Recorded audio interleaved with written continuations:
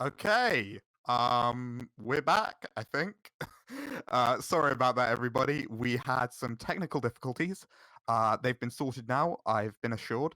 So, yeah, as I was saying earlier, tonight we present a double bill of two plays by W.S. Gilbert, Pygmalion and Galatea, and Engaged. We're very excited to do this. Hopefully, we don't run into any more issues. So, without further ado, let us begin from the top one more time. Pygmalion and Galatea, Act 1, Pygmalion Studio. Here we go. Several classical statues are placed about the room. At the back, a temple containing a statue of Galatea, before which the curtains are drawn, concealing the statue from the audience. Mimos, a slave, is discovered at work on a half-finished statue. Enter Agasimos. Good day. Is this Pygmalion Studio? It is. Well, are you Pygmalion? Oh no, I am his slave. And has Pygmalion slaves? Stonecutter with slaves to fetch and carry, come and go, and then submissive and complaining backs to whips and scourges at a sculptor's whim. What is the world coming to? Is your will? This. Chrysos will receive Pygmalion at 3:30 today. Let him attend. Are you Crisis, sir? Well, no, I'm not. That is not altogether. I am, in fact, his slave. Slave. My name's Agasimos. And has Agesimus a master then? To bid him fetch and carry, come and go? And does he bend an uncomplaining back to whips and scourges at that master's whim? What's world coming to? Poor, purblind fool. I'd sooner tie the sandals of my lord than own a dozen bondsmen such as you. As for the scourge, to be by Chrysos flogged is honor in itself. I'd rather far be flogged by Chrysos 7 times a day than whip you hence to the Acropolis. What say you now? Why, that upon one point, Agesimus and I are quite agreed. And who is Crisis?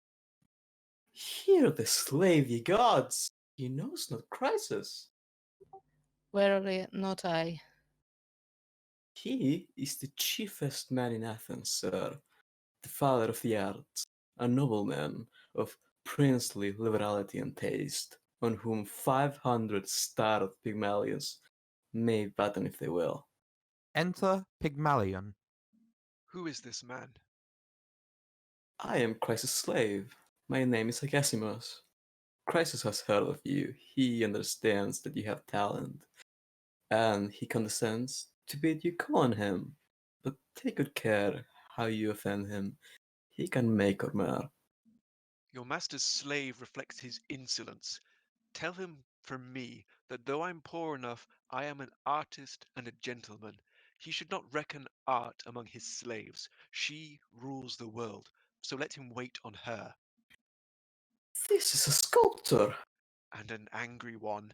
Begone and take my message to your lord. Agesimus exits. Insolent hound. Siniska enters. Pygmalion, what's amiss? Chrysos has sent his slave to render me the customary tribute paid by wealth to mere intelligence. Pygmalion, brooding upon the chartered insolence of a mere slave. Dismiss the thought at once. Come, take thy chisel, thou hast work to do ere thy wife model takes her leave today. In half an hour I must be on the road to Athens. Half an hour remains to thee. Come, make the most of it. I'll pose myself. Say, will that do?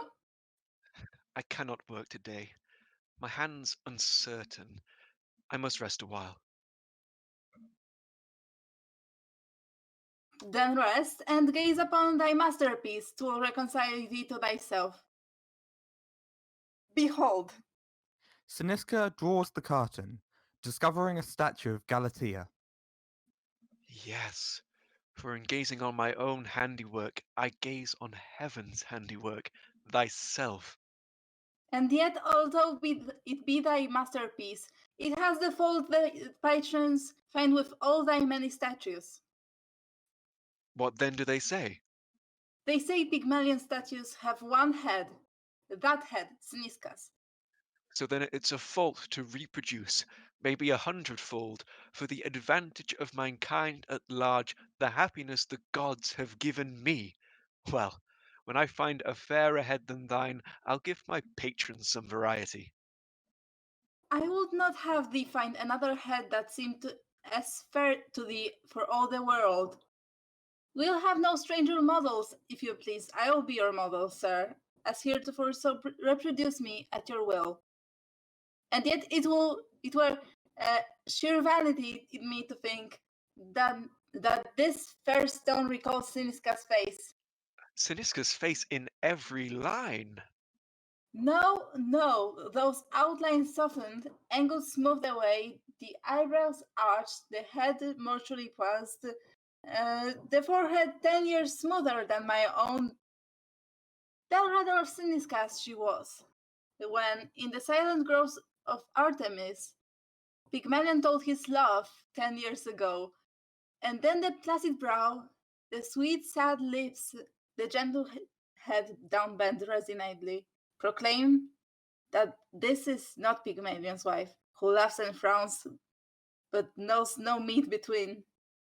I am no longer as the statue is. Why, here's ingratitude, to slander time, who in his hurried course has passed thee by. Or is it that Sinisca won't allow that time could pass her by, and never pause to print a kiss upon so fair a face? Myrene enters. Pygmalion, I have news. My sister, speak. Um, send me most sense. Now we are quite alone. Lucipius. Well, He was thy schoolfellow, and thou and he are brothers, save in blood. He loves my brother as a brother. Yes, I'm sure of that. But is that all thy news? There's more to come. He loves thy sister too. Why, this is news, Marine. Kiss me, girl. I'm more than happy at thy happiness. There is no better fellow in this world. but tell us all about it, dear. How came the awkward, bashful, burly warrior to nerve himself to this confession? Leucippus appears at the door. Why, he's here, and he shall tell how it was. In truth, I hardly know. I'm new at it. I'm but a soldier. Could I fight my way into a maiden's heart? Well and good. I'd get there, somehow. But to talk and sigh and whisper pretty things, I can't do that. I tried it, but I stammered, blushed, and failed. Myrene laughed at me, but bless her heart, she knew my meaning, and she pulled me through. I don't know how, Pygmalion, but I did. He stammered as he tells you, and I laughed. And then I felt so sorry when I saw the great, big, brave Lucipius look so like a beaten schoolboy that I think I cried. And then I quite forget what happens next. Till by some means we, who have always been so cold and formal, distant and polite, found ourselves. Each upon the other's neck. You are not angry? Leucippus offers his hand. Pygmalion takes it. Angry, overjoyed. I wish I had been there, unseen, to see. No sight could give me greater happiness. What? Say you so? Why then, Myrene girl, we'll reproduce it for his benefit. They embrace. See here, Pygmalion, here's a group for thee. Come fetch thy clay and set to work on it. I'll promise thee thy models will not tire. How now, Lucippus, was the schoolboy blush that used to coat thy face at sight of her? The coating was but thin, we rubbed it off. Leucippus kisses Myrene. Take care of him, Myrene. Thou hast not the safeguard that protects her. What is that?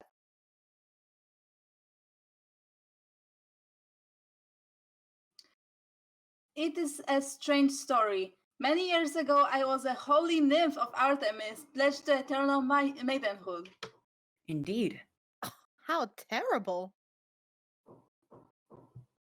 It seemed not so to me.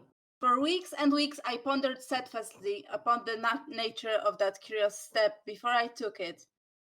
Lay awake at night, looking upon it from this point and that, and I at length determined that the vow which to my reason seems too terrible was one that I, at all events, could keep.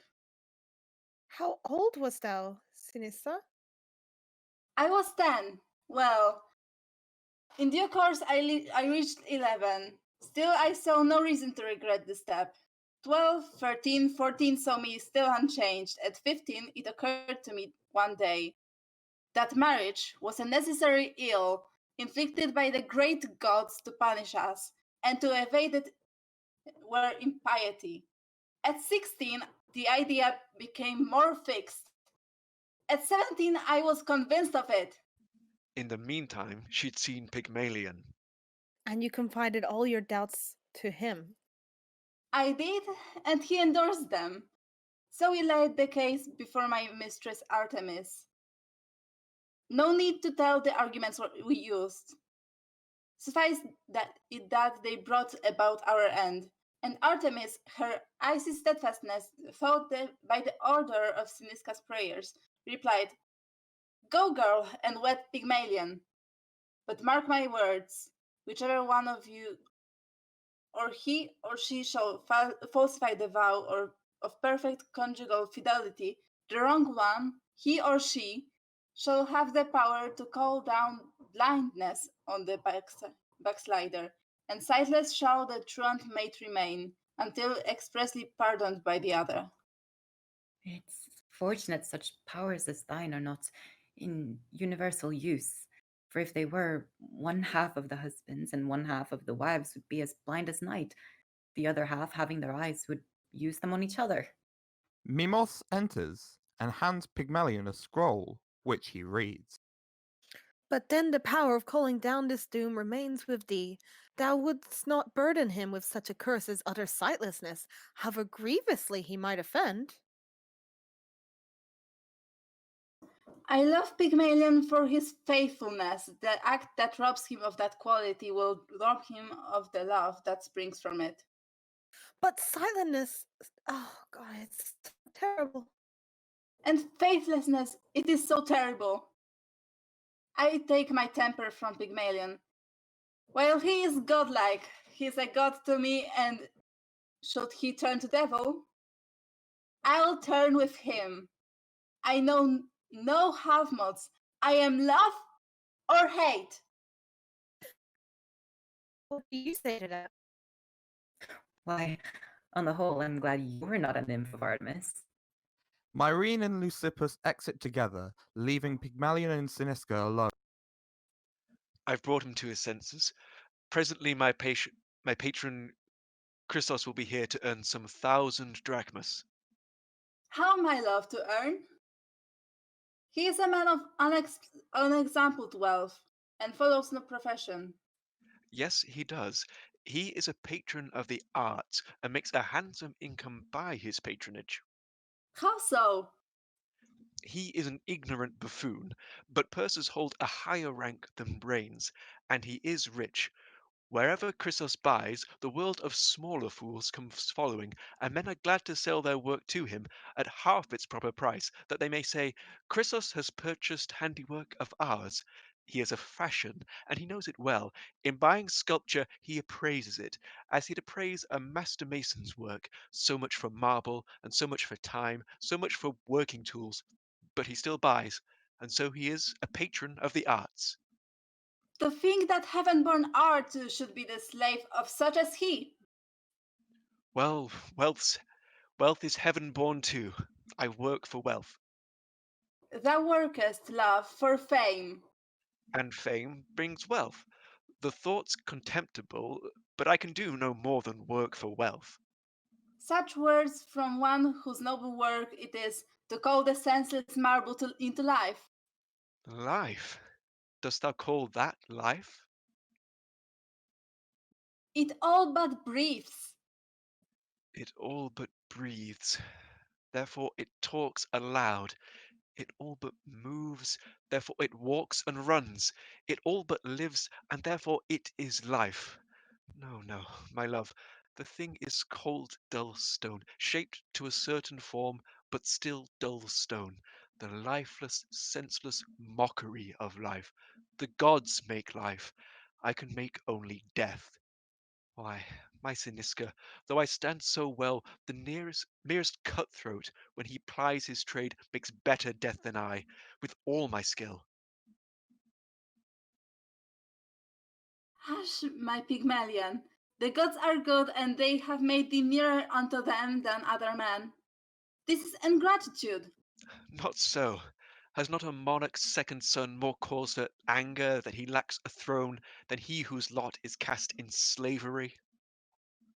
Not much more cause, perhaps, but more excuse. Now I must go. So soon, and for so long. One day 'twill quickly pass away. With those who measure time by almanacs, no doubt, but not to him who knows no days save for those born of the sunlight of Siniska's eyes. It will be night with me till she returns. Then sleep it through, Pygmalion, but stay. Thou shalt not pass the weary hours alone. Now mark thou this, while I am away from thee, there stands my only representative. She is my proxy, and I charge you, sir, be faithful unto her as unto me. Into her quietly attentive ear pour all thy treasures of hyperbole, and give thy nimble tongue full license, lest disuse should rust its glib machinery, if thoughts of love should haply crowd on thee. There stands my other self. Tell them to her, she'll listen well. He makes an interpretive dance of impatience. Nay, that's ungenerous, for she is I, yet lovelier than I, and hath no temper, sir, and have no tongue. Thou hast thy license, make good use of it. Already I'm half jealous. Draws curtains. There, it's gone. The thing is but a statue after all. And I am safe in leaving thee with her. Farewell, Pygmalion, till I return. Siniska kisses him and exits. The thing is but a statue after all. Siniska, little thought that in those words she touched the very keynote of my discontent. True, I have powers denied to other men. Give me a block of senseless marble. Well, I'm a magician, and it rests with me to say what kernel lies within its shell. It shall contain a man, a woman, child, a dozen men and women if I will. So far the gods and I wrung neck and neck. Nay, so far I can beat them at their trade. I am no bungler. All the men I make are straight-limbed fellows, each magnificent in the perfection of his manly grace. I make no crookbacks. All my men are gods, my women goddesses in outward form. But there's my tether. I can go so far and go no further. At that point I stop, to curse the bonds that hold me sternly back, to curse the arrogance of those proud gods who say, "Thou shalt be the greatest among men," and yet infinitesimally small. Pygmalion! Who called? Pygmalion! Pygmalion tears away at the curtain to discover that Galatea is alive. Ye gods! It lives! Pygmalion! It speaks! I have my prayer. My Galatea breathes. Where am I? Let me speak, Pygmalion. Give me thy hand, both hands. How soft and warm. Whence came I? The living statue descends from its pedestal.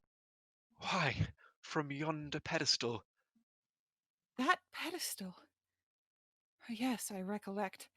There was a time when it was a part of me. That time has passed forever. Thou art now a living, breathing woman, excellent in every attribute of womankind. Where am I then? Why, born into the world by miracle. Is this the world? It is. This room? This room is a portion of a house. The house stands in a grove. The grove itself is one of many, many hundred groves in Athens. And is Athens then the world? To an Athenian, yes. And am I one? By birth and parentage, not by descent. But how came I to be? Well, let me see. Oh, you were quarried in Pentelicus. I molded you in clay. My artisans then roughed you out in marble. I, in turn, brought my artistic skill to bear upon you and made you what you are in all but life. The gods completed what I had begun and gave the only gift I could not give. Then this is life. It is. And not long since I was cold, dull stone. I recollect that by some means I knew that I was stone. That was the first dull gleam of consciousness. I became conscious of a chilly self, a cold, immovable identity. I knew that I was stone and knew no more. Then, by an imperceptible advance, came the dim evidence of outer things, seen, darkly and imperfectly, yet seen, the walls surrounding me, and I alone. That pedestal, that curtain, then a voice that called on Galatea. At that word which seemed to shake my marble to the core, that which was dim before became evident. Sounds that had hummed around me, indistinct, vague, meaningless, seemed to resolve themselves into a language I could understand. I felt my frame pervaded by a glow that seemed to thaw my marble into flesh. Its cold, hard substance throbbed with active life. My limbs grew supple and I moved. I lived in the ecstasy of newborn life, lived in the love of him that fashioned me, lived in 1,000 tangled thoughts of hope, love, gratitude, thoughts that resolved themselves into one word.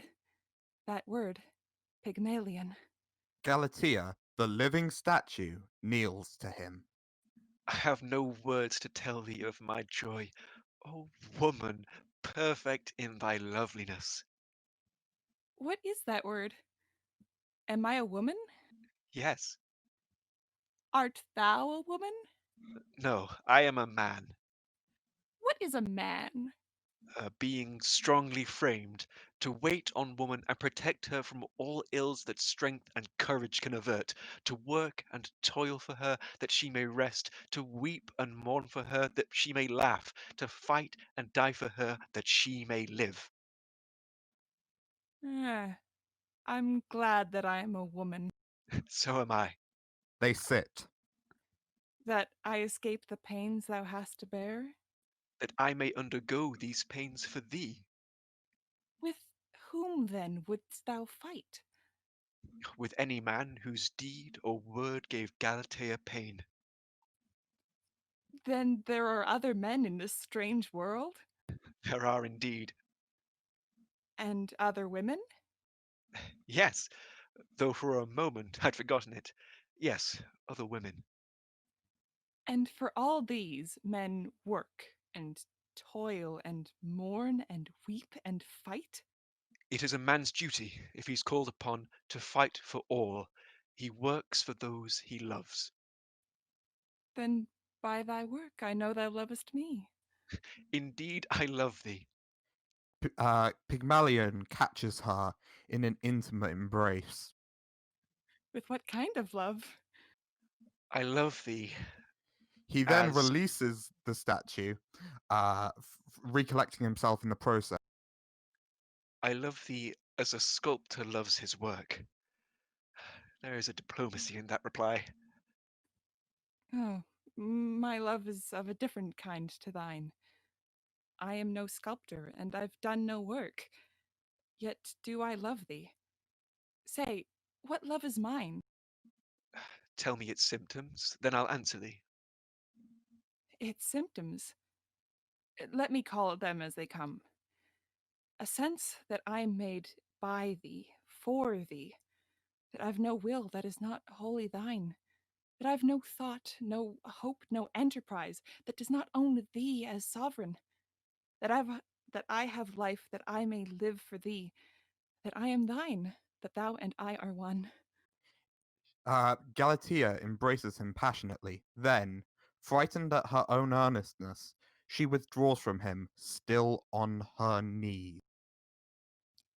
What kind of love is that? A kind of love that I shall run risk in dealing with. And why, Pygmalion?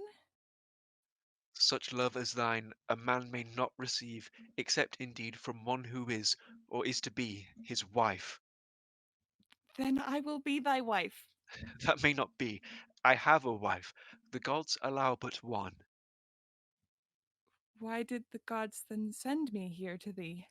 I cannot say, unless to punish me for unreflecting and presumptuous prayer. I prayed that thou shouldst live. I have my prayer, and now I see the fearful consequence that must attend it. Yet thou lovest me. Who could look on that face and stifle love? Then I am beautiful? Indeed thou art. I wish that I could look upon myself, but that's impossible. Not so indeed. This mirror will reflect thy face. Behold. Pygmalion hands Galatea a mirror. How beautiful. I'm very glad to know that both our tastes agree so perfectly. Why, my Pygmalion, I did not think that aught could be more beautiful than thou, till I beheld myself. Believe me, love, I could look in this mirror all day long. So I'm a woman. There is no doubt of that.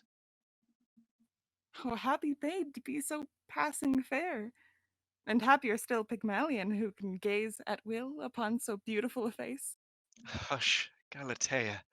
In thine innocence thou sayest words that never should be said. Indeed, Pygmalion, then it is wrong to think that one is exquisitely fair? Well, it's a confidential sentiment that women cherish in their heart of hearts, but as a rule they keep it to themselves. And is thy wife as beautiful as I? No, Galatea, for informing thee I took her features, lovely in themselves, and in the marble made them lovelier still. Oh, then I am not original? Well, no, that is, thou hast indeed a prototype, but though in stone thou dost resemble her, in life the difference is manifest. I'm very glad I'm lovelier than she. And am I better? That I do not know, Then she has faults. but very few indeed. Mere trivial blemishes that serve to show that she and I of one common kin. I love her all the better for such faults. Tell me some faults, and I'll commit them now. There is no hurry. They will come in time. Though for that matter, it's a grievous sin to sit as lovingly as we sit now. Sin so pleasant? If to sit and talk as we are sitting be indeed a sin, why I could sin all day. But tell me, love, is this great fault that I'm committing now the kind of fault that only serves to show that thou and I are of one common kin? Indeed, I'm very much afraid it is. And dost thou love me better for such fault? Where is the mortal that could answer no? Why then I'm satisfied, Pygmalion. Thy wife and I can start on equal terms. She loves thee? Very much. I'm glad of that. I like thy wife. And why? Our tastes agree. We love Pygmalion well, and what is more, Pygmalion loves us both. I like thy wife. I'm sure we shall agree. I doubt it much. Is she within? No, she is not within. But she'll come back? Oh, yes, she will come back. How pleased she'll be to know when she returns that there was someone here to fill her place. Yes, I should say she'd be extremely pleased. Why, there is something in thy voice which says that thou art jesting. Is it possible to say one thing and mean another? Yes, it's sometimes done, How very wonderful. So clever. and so very useful. Yes, teach me the art. The art will come in time. My wife will not be pleased. There, that's the truth. I do not think I shall like thy wife. Tell me more of her. Well, What did she say when last she left thee? well, let me see. Oh, true, she gave thee to me as my wife, her solitary representative. She feared I should be lonely till she came, and counselled me, if thoughts of love should come, to speak those words to thee, as I am wont to speak to her. That's right. But when she spoke, thou wast a stone. Now thou art flesh and blood, which makes a difference. It's a strange world. A woman loves her husband very much and cannot brook that I should love him too. She fears he will be lonely till she comes, and will not let me cheer his loneliness. She bids him breathe his love to senseless stone, and when that stone is brought to life, be dumb? It's a strange world. I cannot fathom it. Oh, let me be brave and put an end to this. Come, Galatea. Till my wife returns, my sister shall provide thee with a home. Her house is close at hand. Send me not hence, Pygmalion. Let me stay. It may not be. Come, Galatea, we shall meet again. Do with me as thou wilt, Pygmalion. But we shall meet again, and very soon? Yes, very soon. And when thy wife returns, she'll let me stay with thee. I do not know. Oh, why should I hide the truth from her? Alas, I may not see thee then.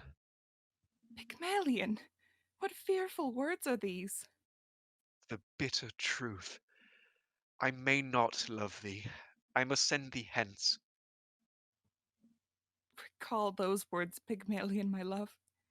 Was it for this that heaven gave me life? Pygmalion, have mercy on me. See, the gods have sent me to thee. I am thine. Thine, only and unalterably thine. This is the thought with which my soul is charged.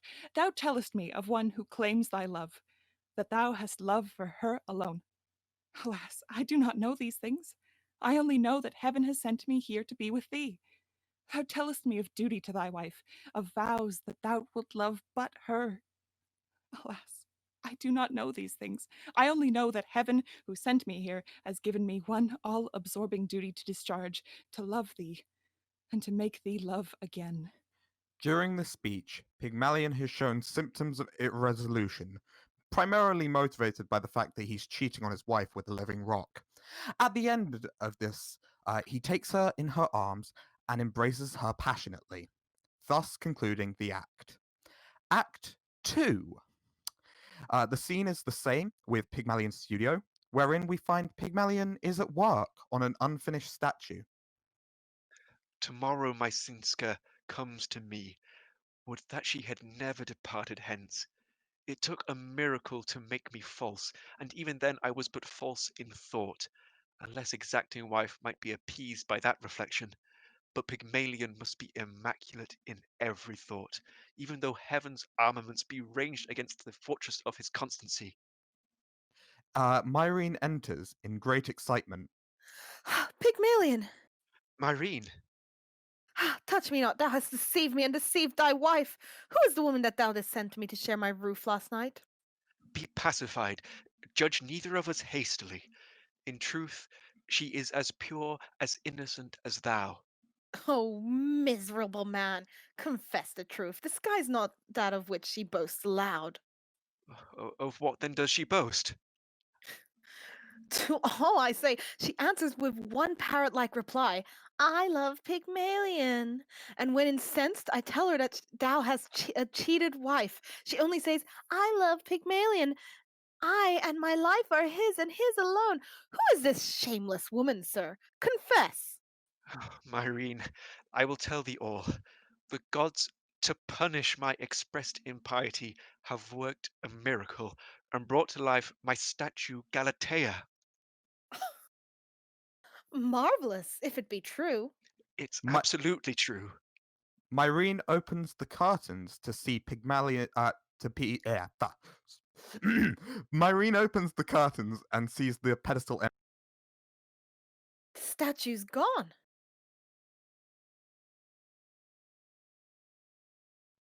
Galatea appears at the door.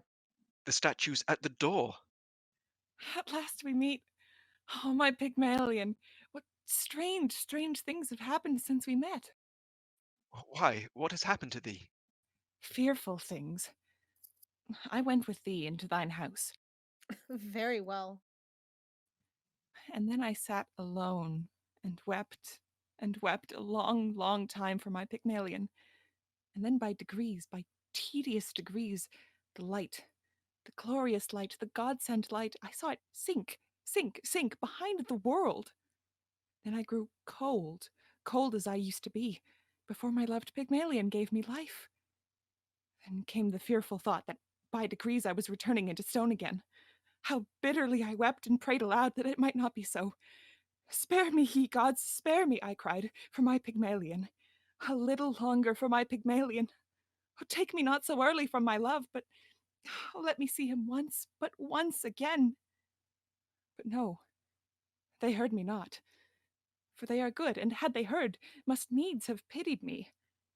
They had not seen thee, and they did not know the happiness that I must leave behind. I fell upon thy couch, my eyelids closed, my senses faded from me one by one. I knew no more until I found myself, after a strange dark interval of time, once more upon my hated pedestal, a statue, motionless, insensible. And then I saw the glorious gods come down to this room. The air was filled with them.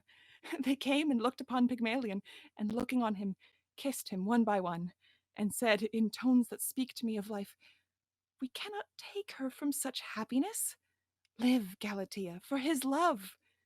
And then the glorious light that I had lost came back.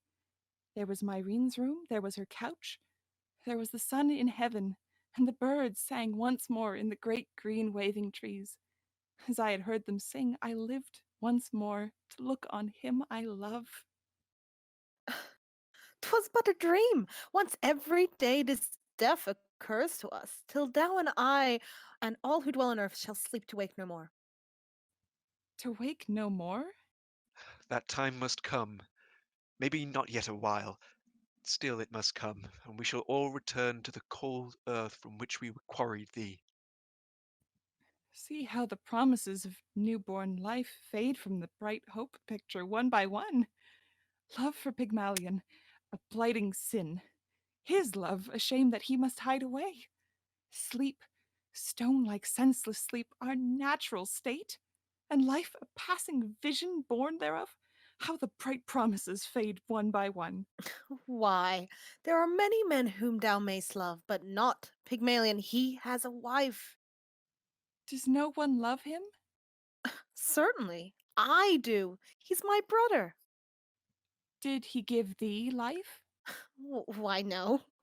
But then, He did not give thee life, and yet thou lovest him. And why not I, who owe my very being to his love? Well, thou mayest love me as a father. yes, he is thy father, for he gave thee life. Well, as thou wilt. It is enough to know that I may love thee. Wilt thou love me too? Yes, as a daughter. There, that's understood. Then I am satisfied. Indeed, I hope. Cynthia will also be satisfied. Myrene exits. Thou art not going from me? For a while. Oh, take me with thee. Leave me not alone with these cold emblems of my former self. I dare not look on them. Lepetius comes, and he shall comfort thee till I return. I'll not be long. Leucippus, who's he? A man who's hired to kill his country's enemies. A paid assassin? Well, that's rather strong. There spoke the thoroughly untutored mind. So coarse a sentiment might fairly pass with mere Arcadians. A cultured state holds soldiers at higher estimate. In Athens, which is highly civilized, the soldier's social rank is in itself almost a patent of nobility. He kills, and he is paid to kill. No doubt, but then he kills to save his countrymen. Whether his countrymen be right or wrong? That's no affair of his. It's quite enough that there are enemies for him to kill. He goes and kills them when his orders come. How terrible! Why, my Pygmalion, how many dreadful things thou teachest me! Thou tellest me of death, that hideous doom that all must fill, and having told me this, here is a man whose business is to kill, to filch from other men the priceless boon that thou hast given me, the boon of life, and thou defendest him. I have no time to make these matters clear, but here he comes. Talk to him, thou wilt find him kind and good, despite his terrible profession. No, I'll not be left with him, Pygmalion. Stay, he is a murderer. Ridiculous! Why, Galatea, he will harm thee not. He is as good as brave. I'll not be long. I'll soon return. Farewell. I will obey, since thou desirest it. But to be left alone with one whose mission is to kill, oh, it is terrible. Leucippus enters with the corpse of a dead fawn over his shoulder, one that he has shot. A splendid shot, and one that I shall never make again. Monster, approach me not! Galatea shrinks into the corner. Why, who is this? Nay, I'll not hurt thee, maiden. Spare me, sir, I have not done thy country any wrong. I am no enemy. I'll swear to that. Were Athens' enemies as fair as thou, she'd never be at a loss for warriors. Oh, miserable man! Repent! Repent ere the stern marble claim you once again. I don't quite understand. Remember, sir, the sculptor who designed you little thought that when he prayed the gods to give you life, he turned a monster loose upon the world. See, there is blood upon those cruel hands. Oh, touch me not. Poor crazy little girl. Why, there's no cause for fear. I'll harm thee not. As for the blood, this will account for it. Leucippus lifts the fawn. What's that? A little fawn. It does not move. No, for I wounded her. Horrible. Poor little thing. 'Twas almost accident. I lay upon my back beneath a tree, whistling the lazy hours away, when, lo, I saw her bounding through a distant glade. My bow was handy. In sheer wantonness, I aimed an arrow at her and let fly, believing that at near 100 yards, so small a being would be safe enough. But strange to tell, I hit her. Here she is. She moves up. Oh, poor little lady. She's dead. Oh, horrible. Oh, miserable man. What have you done? Galatea takes the fawn into her arms. Why, you have murdered her. Poor little thing. I know not what thou art. Thy form is strange to me. But thou hadst life, and he has robbed thee of it. After the futile attempt to revive it, Galatea gives it back to Leucippus. Get you hence, ere vengeance overtake you. Well, in truth, I have some apprehension on that score. It was Marine's, though I know it not. 'Twould pain her much to know that it is dead. So keep the matter carefully from her until I can replace it. Leucippus, the fawn murderer, exits with the murdered fawn over his shoulder. Get you hence, I'll have no compact with a murderer. Myrene enters. Why, Galatea, what's frightened thee? Irene, I have that to say to thee that thou must nerve thyself to hear. That man, the man thou lovest, is a murderer. Poor little maid. Pygmalion, ere he left, told me that by that name thou described the brave soldier that our country owns. He's no assassin, he's a warrior. Then what is an assassin? One who wars only with weak, defenseless creatures. One whose calling is to murder unawares. My brave Leucippus is no murderer. Thy brave Leucippus is no longer brave. He is a mere assassin by thy showing. I saw him with his victim in his hands, in his arms. His wicked hands dyed crimson with her blood. There she lay, cold and stark, her gentle eyes glazed with the film of death. She moved but once. She turned her head to him and tried to speak, but ere she could articulate a word, her head fell helplessly, and she was dead. Why, you raving girl, who told you this?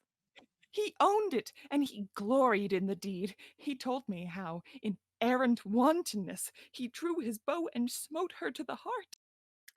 Leucippus did all this? Impossible, you must be dreaming. Oh, my life, it's true. See, here's a handkerchief which still is stained with her lifeblood. I staunched it with my hand. Who was his victim? Nay, I cannot tell. Her form was strange to me. Oh, but here he comes. Oh, hide me from that wicked murderer. The fawn murderer who murders fawns, Leucippus, re-enters. Leucippus, can this dreadful tale be true?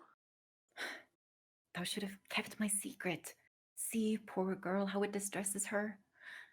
It's true enough, but Galatea should have kept it close. I know that it would pain thee grievously. Some devil must have turned Leucippus's brain. You did all this? Undoubtedly, I did. I saw my victim dancing happily across my field of view. I took my bow, and at the distance of 100 yards, I sent an arrow right into her heart. There are few soldiers who could do as much. Indeed, I hope there are very few. Oh, miserable man. That's rather hard. Congratulate me rather on my aim, of which I have some reason now to boast. As for my victim, why, one more or less, what does it matter? There are plenty left. And then reflect, indeed, I never thought that I should hit her at such a long range. My aim was truer than I thought it was, and the poor little lady's dead. Alas, this is the calmness of insanity. What shall we do? Go, hide yourself away. But Not a word. I will not hear thy voice. I will not look upon thy face again. Begone! Go, sir, or I'll alarm the house. well, this is sensibility indeed. Well, they are women. Women judge these things by some disjointed logic of their own. That is not given to man to understand. I'm off to Athens. When your reason comes, send for me, if you will. Till then, farewell. The fawn-murdering fawn murderer who murders fawns and has murdered a fawn exits with a fawn-murdering rage in his fawn-murdering eye. Oh, this must be a dream, and I shall wake to happiness once more. A dream. No doubt. We are both dreaming, and we dream the same. But by what sign, Myrene, can we tell whether we dream or wake? There are some things too terrible for truth. And this is one. Pygmalion enters with a fawn. Why, what's the matter with Leucippus, girl? I saw him leave the house and mount his horse with every show of anger. He's mad, and he hath done a deed I dare not name. Did he say aught to thee before he left? Yes, when I asked him what had angered him, he threw me this. His victim. Take it hence, I cannot look at it. Why, what is this? The being he destroyed in wantonness. He robbed it of the life the gods had given. Take it hence, I dare not look on death. Why, was this all he killed? All? And enough? Why, girl, thou must be mad. Pygmalion, she told me he had murdered somebody, but knew not whom. The girl will drive us mad. Bid them prepare my horse. I'll bring him back. Myrene exits, having not been fazed at all by the fawn murder. Have I done wrong? Indeed, I did not know. Thou art not angry with me? Yes, I am. I'm more than angry with thee. Not content with publishing thine unmasked love for me, thou hast estranged Leucippus from his love through thine unwarrantable foolishness. Mimos enters. The Crisis and his lady are without. I cannot see them now. Stay, Show them in. Mimos exits. Go, wait in there. I'll join thee very soon. Galatea exits. Enter Daphne. Is Pygmalion? Pygmalion's here. We called upon you many months ago, but you were not at home. So, being here, we looked around us and we saw the stone you keep so carefully behind that veil. That was a most outrageous liberty. There! Do you know me? You are Chrysos's wife. Has Chrysos come with you? He waits without. I am his herald to prepare you for the honour he confers. Be civil, sir, and he may buy that statue. If he does, your fortune's made. You'd better send him in. Mimos exits. Chrysos enters.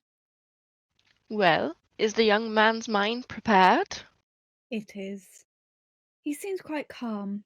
Give money for the stone. I've heard that it is far beyond all price, but run it down, abuse it ere you buy. Where is the statue that I saw last year? Sir, it's unfinished. It's a clumsy thing. I am ashamed of it. It isn't good. There's want of tone. It's much too hard and thin. Then the half distances are very crude. Oh, very crude indeed. Then it lacks air and wind and motion, massive light and shade. It's very roughly scumbled. On my soul, the scumbling's damnable. Bethink yourself. That's said of painting. This is sculpture. Eh? It's the same thing. The principle's the same. Now for its price. Let's see. What will it weigh? Ton or thereabouts. Suppose we say 1,000 drachmas. No, my lord. The work is very crude and thin. And then, remember, sir, the crumbling. Damnable. But never mind. Although the thing is poor, 'twill serve to hold a candle in my hall. Excuse me, sir. Poor though that statue be, I value it beyond all price. Ugh. Pooh, pooh. I give 1,000 drachmas for a stone which in the rough wind would not fetch half that sum. Why, bless my soul, young man. Are you aware we gave but 1,500 not long since for an Apollo twice as big as that? But pardon me, a sculptor does not test the beauty of a figure by its bulk. Ah, then she does. Young man, you best take care. You are offending Chrysos. Daphne And exits sassily. his wife. Chrysos also exits sassily. That's a calamity I must endure. Sir, once for all, the statue's not for sale. Pygmalion exits, but not sassily this time. Sir, once for all, I will not be denied. Confound it, if a patron of the arts is thus to be dictated to buy art, what comes of that art patron's patronage? He must be taught a lesson. Where's the stone? So Chrysos goes to the pedestal and opens the curtains. It's gone. Galatea enters. Chrysos stares at her in amazement. Hello? What's this? Are you unwell? Oh no, I fancied just at first. Ridiculous, and yet it's very like. I know your face. Haven't I seen you In marble? Very probably. Oh, now I understand. Why, this must be Pygmalion's model. Yes, of course it is. A very bold-faced woman, I'll be bound. These models always are. Her face is fair, her figure too is shapely and compact. Come hither, maiden. Tell me, what are you? What am I? Yes, I mean, are you a man? Well, yes, I'm told so. Then believe them not. They've been deceiving you. The deuce they have. A man is very tall and straight and strong, with big, brave eyes, fair face, and tender voice. I've seen one. Have you? Yes, you are no man. Does the young person take me for a woman? A woman? No.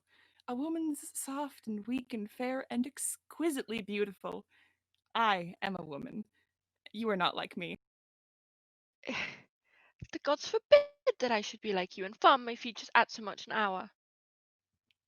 And yet, I like you, for you make me laugh. You're so round and red. Your eyes are so small. Your mouth so large, and your face so seared with lines. And then you are so little and so fat. This is a most extraordinary girl.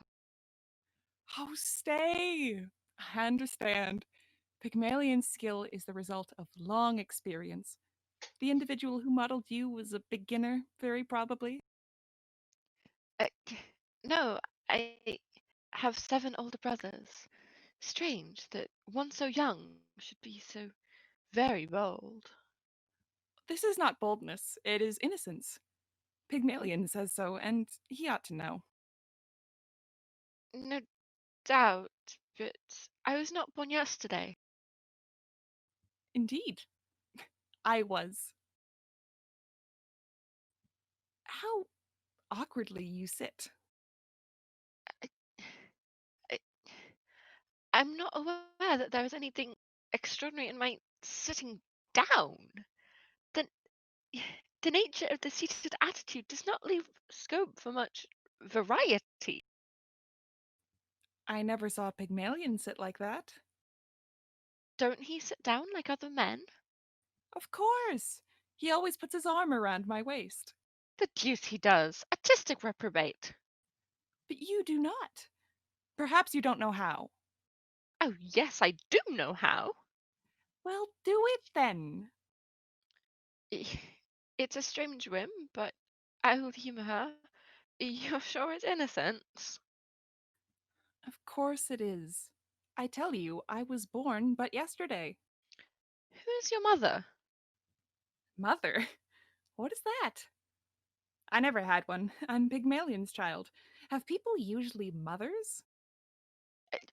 Well, that is the rule. But then Pygmalion is cleverer than most men. Yes, I've heard that he has powers denied to other men, and I'm beginning to believe it. Daphne re-enters. Wait. What's this? My wife! Can I believe my eyes? Galatea stands. No, Who's this woman? Why, how very like like what? that statue that we wish to buy. The self-same face, the self-same drapery. In every detail, it's identical. Why, one would almost think Pygmalion, by some strange means, had brought the thing to life. So marvellous her likeness to that stone. A very good idea, and one that I may well improve upon. It's rather rash, but desperate ills need desperate remedies. Perceptive Daphne, you have guessed the truth. You say she's like the statue, so she is. And well she may be, for the gods have worked a miracle and brought the stone to life. Matt, His tale is true. I was a cold, unfeeling block of stone, inanimate, insensible, until Pygmalion, by the ardor of his prayers, kindled the spark of life within my frame and made me what I am. That's very good. Go on and keep it up. reason, girl, I am his wife. His wife? Then get you hence. I may not love you when your wife is here. Why, what unknown audacity is this? It's the audacity of innocence. Don't judge her by the rules that govern you. She was born yesterday, and you are not. Mimos enters. My lord Pygmalion's here. He'll ruin all. This woman. Why, I've told you, she... Stop! Not a word. I'll have it from his lips. Why ask him when I tell you? Hold your tongue! Who is this woman? If you tell a lie, I'll have you whipped. Oh, I shall tell no lie. That is a statue that has come to life. very much obliged to you. Kirisos gives him money, that cheddar, that shmoney, and Myrene enters. What's this? Is anything the matter? Certainly. This woman. Is a statue come to life? I'm very much obliged to you. Pygmalion enters. How now, Chrysos? The statue! Stop. Let me explain. The statue that I purchased. To me speak. Chrysos, this girl, Myrene, and your slave have all agreed to tell me she is. The statue, Galatea, come to life? Undoubtedly she is. It seems to me I'm very much obliged to everyone. Siniska enters. Pygmalion, my love! Siniska, here. And even earlier than hoped to be. Why, who are these? I beg your pardon, sir. I thought my husband was alone. No doubt. I also thought my husband was alone. We wives are too confiding. Who are these? Why, this is Chrysos, this is Daphne. They have come. On very different errands, sir.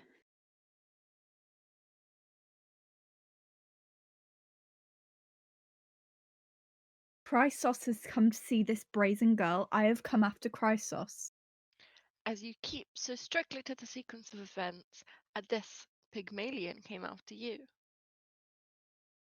Who is this lady? Why impossible? Oh, not at all. And yet the statue is gone. Siniska, miracles have taken place. The gods have given Galatea life. Oh, marvelous! Is this indeed the form that my Pygmalion fashioned with his hands? Indeed it is. Why, let me look at her. Yes, it's the same fair face, the same fair form, clad in the same folds of drapery. And dost thou know me then? Hear her, she speaks. Our Galatea speaks aloud. Know thee? Why? I have sat for hours and watched thee grow, sat motionless as thou, wrapped in his work. Save only that in very ecstasy I hurried ever and anon to kiss the glorious hands that made thee all thou art. Come, let me kiss thee with a sister's love. Siniska kisses Galatea in the way that sisters are often known to kiss, apparently. See, she can kiss. I'll be bound she can. Why, my Pygmalion? Where is the joy that ought to animate that face of thine, now that the gods have crowned thy wondrous skill? Stick to her story. Bold-faced though she be, she's very young and may perhaps repent. It's terrible to have to tell a lie, but if it must be told, why, tell it well. I see it all. I have returned too soon. I'm afraid you have returned too late. Siniska never leave that man again, or leave him altogether. Why, what's this? Oh, madam, bear with him, and blame him not. Judge him not hastily. In every word, in every thought, that he has obeyed thy wish. Thou badest him speak to me as unto thee, and he and I have sat as lovingly as if thou hadst been present to behold how faithfully thy wishes were obeyed. Pygmalion, what is this? Go, get thee hence. Thou shouldst not see the fearful consequence that must attend those heedless words of thine. Judge him not hastily. He's not like this when he and I are sitting here alone. He has two voices and two faces, madam, one for the world and one for him and me. Thy wife against thine eyes. Those are the stakes. Well, thou hast played thy game, and thou hast lost. Siniska, hear me.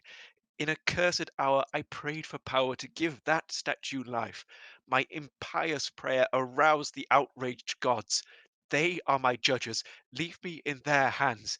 I have been false to them, but not to thee. Spare me. Oh, pitiful adventurer! He dares to lose but does not dare to pay. Come, be a man! See, I am brave enough, and I have more to bear than thou. Behold, I am alone. Thou hast thy statue bride. O Artemis, my mistress, hear me now, ere I remember how I love that man, and in that memory forget my shame. If he indeed or thought been untrue, be just and let him pay the penalty. Pygmalion, in the most masculine and courageous way possible, covers his hands with his covers his eyes with his hand. Siniska, pity him. I know no pity, women. For the act that thawed thee into flesh has hardened me into the cursed stone from which thou camest. We have changed places. From this moment forth, be thou the wife, and I the senseless stone. Sineska thrusts Galatea from her. Galatea falls senseless at Sineska's feet. This concludes Act 2. Act 3. The scene is the same as Acts 1 and 2 in Pygmalion's studio. Enter Daphne. It seems Pygmalion has the fearful gift of bringing stone to life. I'll question him and ascertain how far that power extends. Enter Myrene, weeping. And in tears. Why, what's amiss? Oh, we were all so happy yesterday. And now, within 12 miserable hours, a blight has fallen upon all of us. Pygmalion is as blind as death itself. Cynthia leaves his home this very day, and my Leucippus hath deserted me. Oh, I shall go mad with the weight of grief. Does Galatia's work? Yes, all. Can't you stop her? Shut the creature up? Dispose of her or break her? Won't she chip? No, I'm afraid not. Ah. Were I his wife, I'd spoil her beauty. There'd be little chance of finding him and her alone again. There's little need to take precautions now, for he, alas, is blind. Blind? What of that? Man has 5 senses. If he loses one, the vital energy on which it fed goes to intensify the other 4. He had 5 arrows in his quiver. Well, he has shot one away and 4 remain. My dear, an enemy is not disarmed because he's lost 1 arrow out of 5. The punishment he undergoes might well content his wife. A happy woman, that. Cyniska happy. To be sure she is. She has the power to punish faithlessness, and she has used it on her faithless spouse. Had I Siniska's privilege, I swear I'd never let my Chrysos rest in peace until he warranted my using it. Pygmalion's wronged her and she's punished him. What more could woman want? Speak of the devil, Siniska enters. What more? Why, this the power to tame my tongue to speak the words that would restore him to his former self. The power to call the fierce, unruly soul that battles with my miserable heart. The power to say, "Oh, my Pygmalion, my love is thine to hold or cast away. Do with it as thou wilt, it cannot die." I'd barter half my miserable life for power to say these few true words to him. Why, then there's hope for him. There's none indeed. This day I'll leave his home and hide away where I can brood upon my shame. I'll fan the smoldering fire of jealousy until it bursts into an all-devouring flame, and pray that I may perish in its glow. Bravely said Siniska. Never fear. Pygmalion will give thee wherewithal to nurture it.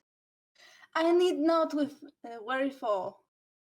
I carry weariful within my heart. Oh, I can conjure up the scene at will when he and she sit lovingly alone. I know too well the devilish art he works, and how his guilty passion shapes itself. I follow him from every twist and turn by which he wormed himself into my heart. I hear him breathing to the guilty girl the fond familiar nothings of our love. I hear him whispering into her ear the tenderness that he rehearsed on me. I follow him through all his well-known moods, now fierce and passionate, how fanciful, and ever tuning his accursed tongue to chime in with the passion at her heart. Oh, never fear that I shall starve the flame when jealousy takes shelter in my heart. It does not die for lack of sustenance.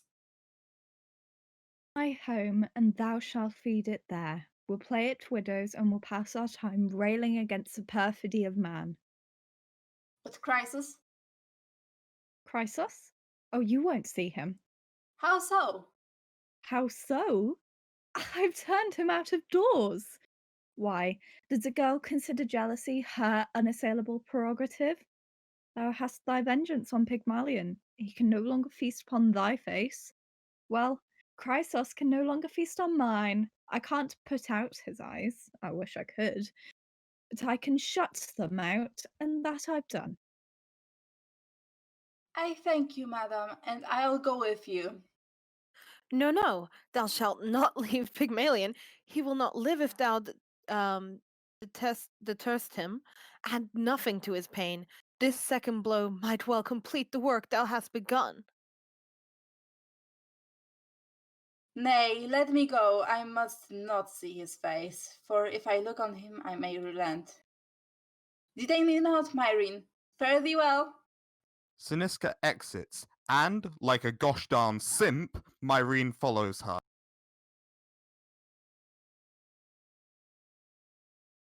There'll be pretty scenes in Athens now.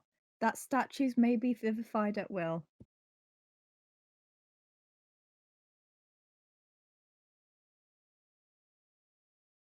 Kyrisos enters, unobserved. I have daughters, all of them of age. What chance is there for plain young women, now that every man may take a block of stone and carve a family to suit his taste? If every woman were a Daphne, man would never care to look on sculptured stone. Oh, Daphne. You way, I'll hold no command with you. Get you gone. If I'd Siniska's tongue, I'd wither him. I can conjure up the scene at will, where you and she sit lovingly alone. Oh, never fear that I will starve the flame when jealousy takes shelter in my heart. It does not die for lack of sustenance. I'm sure of that. Your hospitality is world renowned. Extend it, love, to me. Oh, take me home again. Home? No, not I. I have a gallery of goddesses, 50 at least.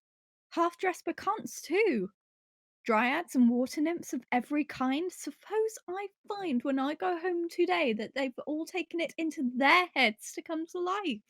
What would become of them or me with Chrysos in the house? No, they're bad enough in marble. But in flesh! I'll sell the bold-faced hussies one and all, but till I've sold them, Chrysos stops outside. What have I done? What have you not done, sir? I cannot tell you. It would take too long. I saw you sitting with that marbled minx, your arm pressed lovingly around her waist. Explain that, Chrysos. It explains itself. I am a zealous patron of the arts, and I am very fond of statuary. Bah! artistic tastes as well as you, but still, you never saw me sitting with my arms around a stone Apollo's waist. As for this statue, could I see her now? I'd test your taste for fragments. Spare the girl. She's very young and very innocent. She claims your pity. Does she? Yes, she does. If I saw Daphne sitting with her arm around an Apollo, I should pity him. Would you? I should, upon my word, I should. Sos, thou art pardoned. After all, the circumstances were exceptional. Unhappily, they were. Come home. But mind, I'll sell my gallery of goddesses. No good can come of animating stone. Oh, pardon me, why every soul of earth sprang from the stones Deucalion threw behind. Then Deucalion only threw the stones. He left it to the gods to fashion them. And we who've seen the work the gods turns out would rather leave it to Pygmalion. Daphne takes Kyrisos' arm and, in the fashion of the jealous girlfriend stock photo meme, is looking at a statue of Venus. Do! Myrene enters in great distress.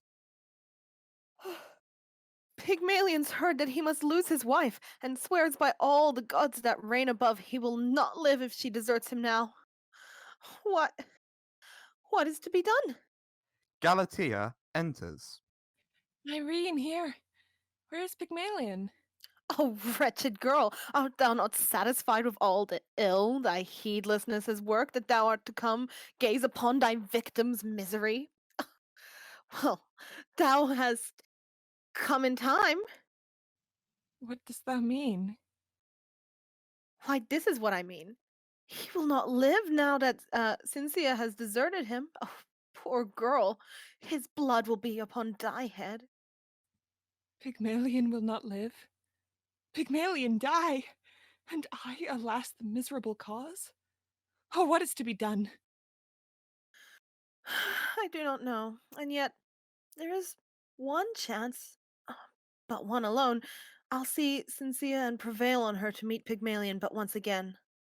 But should she come too late, he may not live till she returns. I'll send him now to thee, and tell him that his wife awaits him here. He'll take thee for Cynthia when he speaks. Answer thou him as if thou wast his wife. Yes, I understand. Then I'll be gone. The gods assist thee in this artifice. Myrene exits. The gods will help me, for the gods are good. O heaven, in this great grief I turn to thee. Teach me to speak to him as, ere I lived, Cynisca spake to him. Let my voice be to Pygmalion as Cynisca's voice, and he will live. For her, and not for me, yet he will live. I am the fountainhead. Pygmalion enters, unobserved, led this time by Myrene. All the horrors that surround him now, and it is fit that I should suffer this. Grant this my first appeal. I do not ask Pygmalion's love. I ask Pygmalion's life. Pygmalion utters an exclamation of joy. She rushes to him and seizes his hand. Pygmalion! I have no words in which to tell the joy with which I heard that prayer. Oh, take me to thine arms, my dearly loved, and teach me once again how much I risked in risking such a heaven-sent love as thine. Pygmalion, my love! Pygmalion, once more those words. Again, say them again. Tell me that thou forgivest me the ill that I unwittingly have worked on thee. Forgive thee? Why, my wife, I did not dare to ask thy pardon, and thou askest mine. The compact with thy mistress Artemis gave thee a heaven, sent right to punish me. I've learned to take whate'er the gods may send. Galatea, at first delighted, learns in the course of this speech that Pygmalion takes her for Cynisca, rendering her cuckolded, and expresses extreme anguish. But then, this woman Galatea, Well, thy love for her is dead? I had no love. Thou hadst no love. No love. At first, in truth, in mad amazement at the miracle that crowned my handiwork and brought to life the fair creation of my sculptor's skill, I yielded to her God-sent influence. For I had worshipped her before she lived, because she called Cynisca's face to me. But when she lived, that love died, word by word. That is well said. Thou dost not love her then. She is no more to thee than senseless stone. Speak not of her, Cynisca, for I swear Sineska enters, unobserved. the unhewn marble of Pentelicus hath charms for me, which she, in all her glow of womanly perfection, could not match. I'm very glad to hear that this is so. Thou art forgiven. Galatea kisses his forehead. Thou hast pardoned me, and though the law of Artemis declared thy pardon should restore me to the light thine anger took away, I would be blind. I would not have mine eyes lest they should rest on her who caused me all this bitterness. Indeed, Pygmalion. 'Twere better thus. If thou couldst look on Galatea now, thy love for her perchance might come again. No, no. They say that she endureth pains that mock the power of words. It should be so. Hast thou no pity for her? No, not I. The ill that she hath worked on thee, on me, and on Marine, surely were enough to make us curse the hour that gave her life. She is not fit to live upon this world. Upon this worthy world, thou sayest well. This woman shall be seen of thee no more. Galatea takes Siniska's hand and leads her to Pygmalion. What wouldst thou with her now? Thou hast thy wife. Galatea substitutes Siniska and retires, weeping. Siniska takes him to her arms and gives him that proper makeout sesh that we've all been waiting for, right, lads? He recovers his sight. Cynisca, see, the light of day is mine. Once more I look upon thy well-loved face. The simp Myrene and the fawn-murdering Leucippus re-enter. Pygmalion, thou hast thine eyes again. Come, this is happiness indeed. And thou, Irene has recalled thee.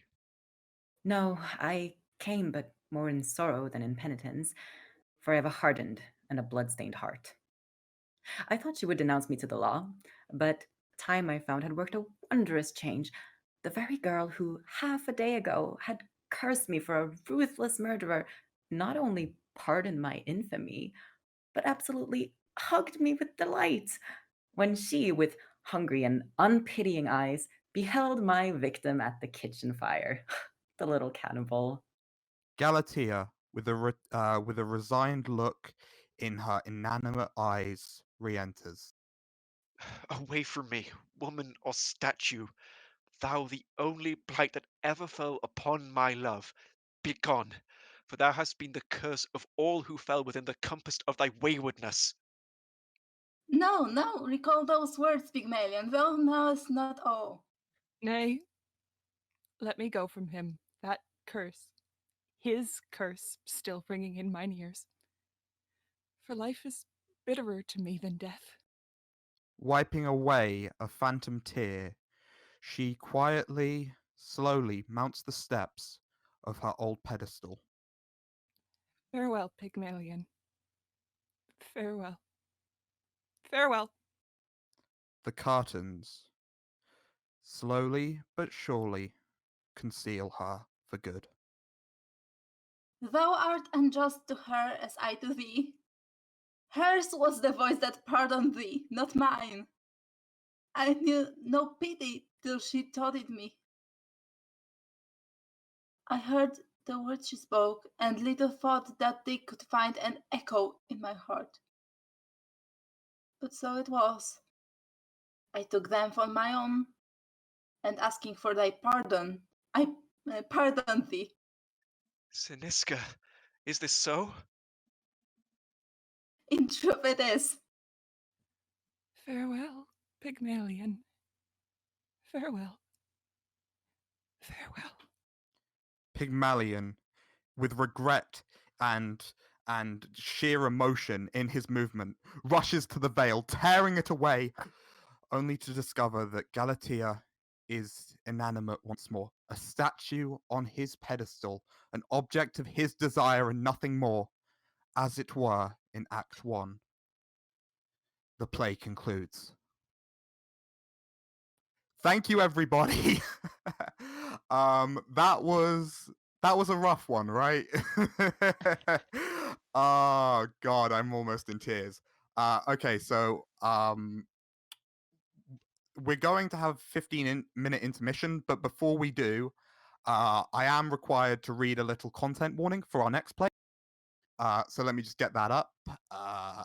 Okay, here we are.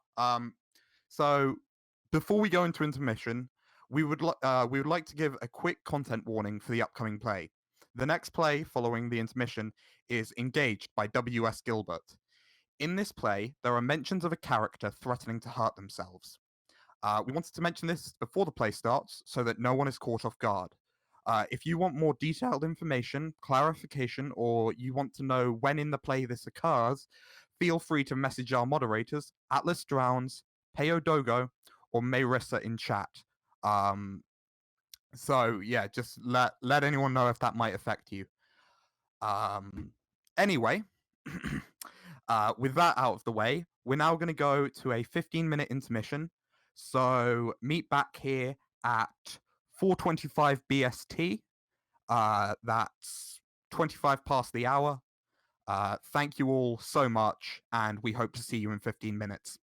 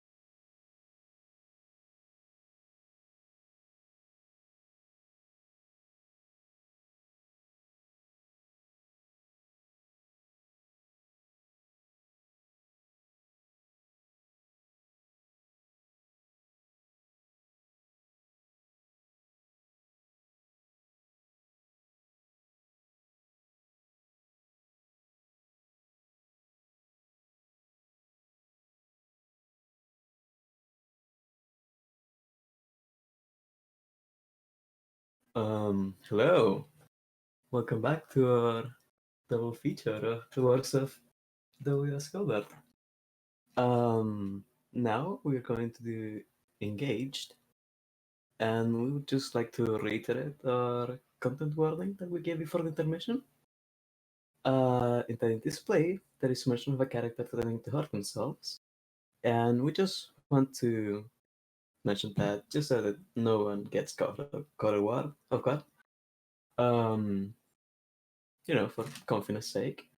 And if you want more detailed information, clarification, or to know when it happens, feel free to message at Westrounds, at Pidogo, or at Marisa in chat. And for people watching this in video form on YouTube, please do check the description for details. Okay. That said, let's begin, shall we? So, Act 1, scene. Garden of a humble but picturesque cottage near Gretna, on the border between England and Scotland.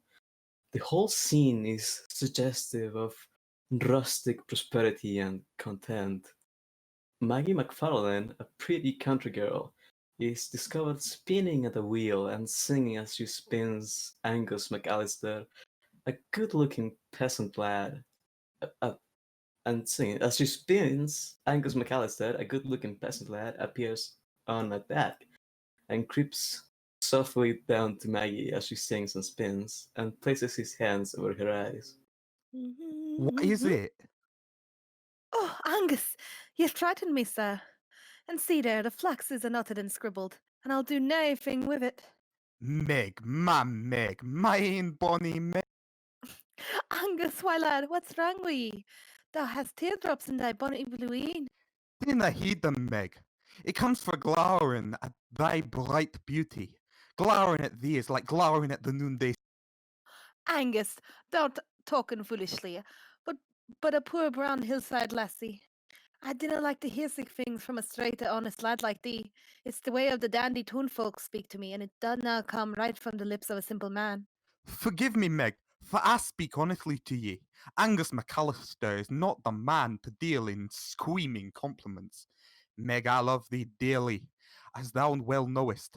I'm but a pure lad, and I've little twa-brow arms and a straight head to live by, but I've saved a wee bit siller. I've a braw housie, and a scrappy of good garden land, and it's for a ye, lassie, if thou'll give me thy true and tender little hat. Angus, I'll be fair and straight with ye. Thou asked me for my hat. Why, Angus, thou'rt tall and fair and brave. Thou'st a good on his face and a good on his hat, which is more precious than the gold of the earth. No man has a word to say against Angus McAllister. No, nor any woman neither. Thou hast strong arms with work with, and strong hat to help thee work. And what am I that I should say that these blessings are not enough for me? If thou good, brave, honest man will be troubled with a sick, poor little humble mercy as Maggie McFarlane, why, she'll just be the proudest and happiest lassie in her Dumfries. My ain darling. They embrace, and good old Miss McFarlane enters from the cottage.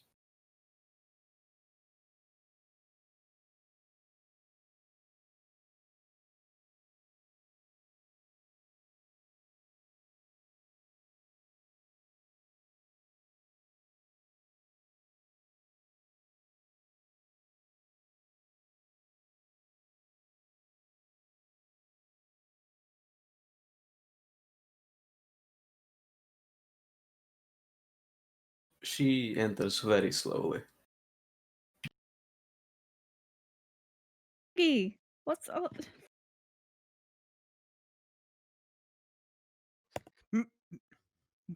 Mistress McFarlane, dinna be fashed with me. Dinna think worse of me than I deserve. I loved your lass, honestly, these 15 years, but I never plucked up the head to tell her until new. And when she answered fairly, it wasn't a human nature to aught else but hold her my head and place one kiss on her wee bonny cheek. Say more. My heart is sore at losing my only bairn. I'm nae fashed with thee. Thou'rt a good lad, and it's been the hope of my widowed old heart to see a twain one. I'll treat her kindly, I ken that weel. Thou'rt a prosperous court-going man, and my Mag should be a happy lass indeed. Bless thee, Angus, bless thee. Dinna heed the water in my eye. It will come out when I'm over, lad. Yes, I'm a fairly prosperous man, while we're farming a bit land and getting these odd times and a bit of poaching now and then. What with my illicit whisky still, and throwing trains off the line, that the poor distracted passengers may come to my court. I've more ways than one of making an honest living, and I'll work them a night and day for my bonny Meg. Angus, I sometimes think that thou'rt losing some of thine old skill at upsetting railway trains. Thou'st not done sic a thing these 6 weeks, and the cottage stands sairly in need of sic chance custom as the poor delayed passengers may bring. Nay, Mida, Dr. Angus him. Even noo this very day has he not placed twa bonny brass sleepers upon the up line, ready for the express Glasgow, which is due in 2 minutes or so? Good lad, good thoughtful lad. I hope the unfortunate passengers will not be much hurt, poor unconscious bodies. Fear not, Mither. Long experience has taught me to do my work deftly.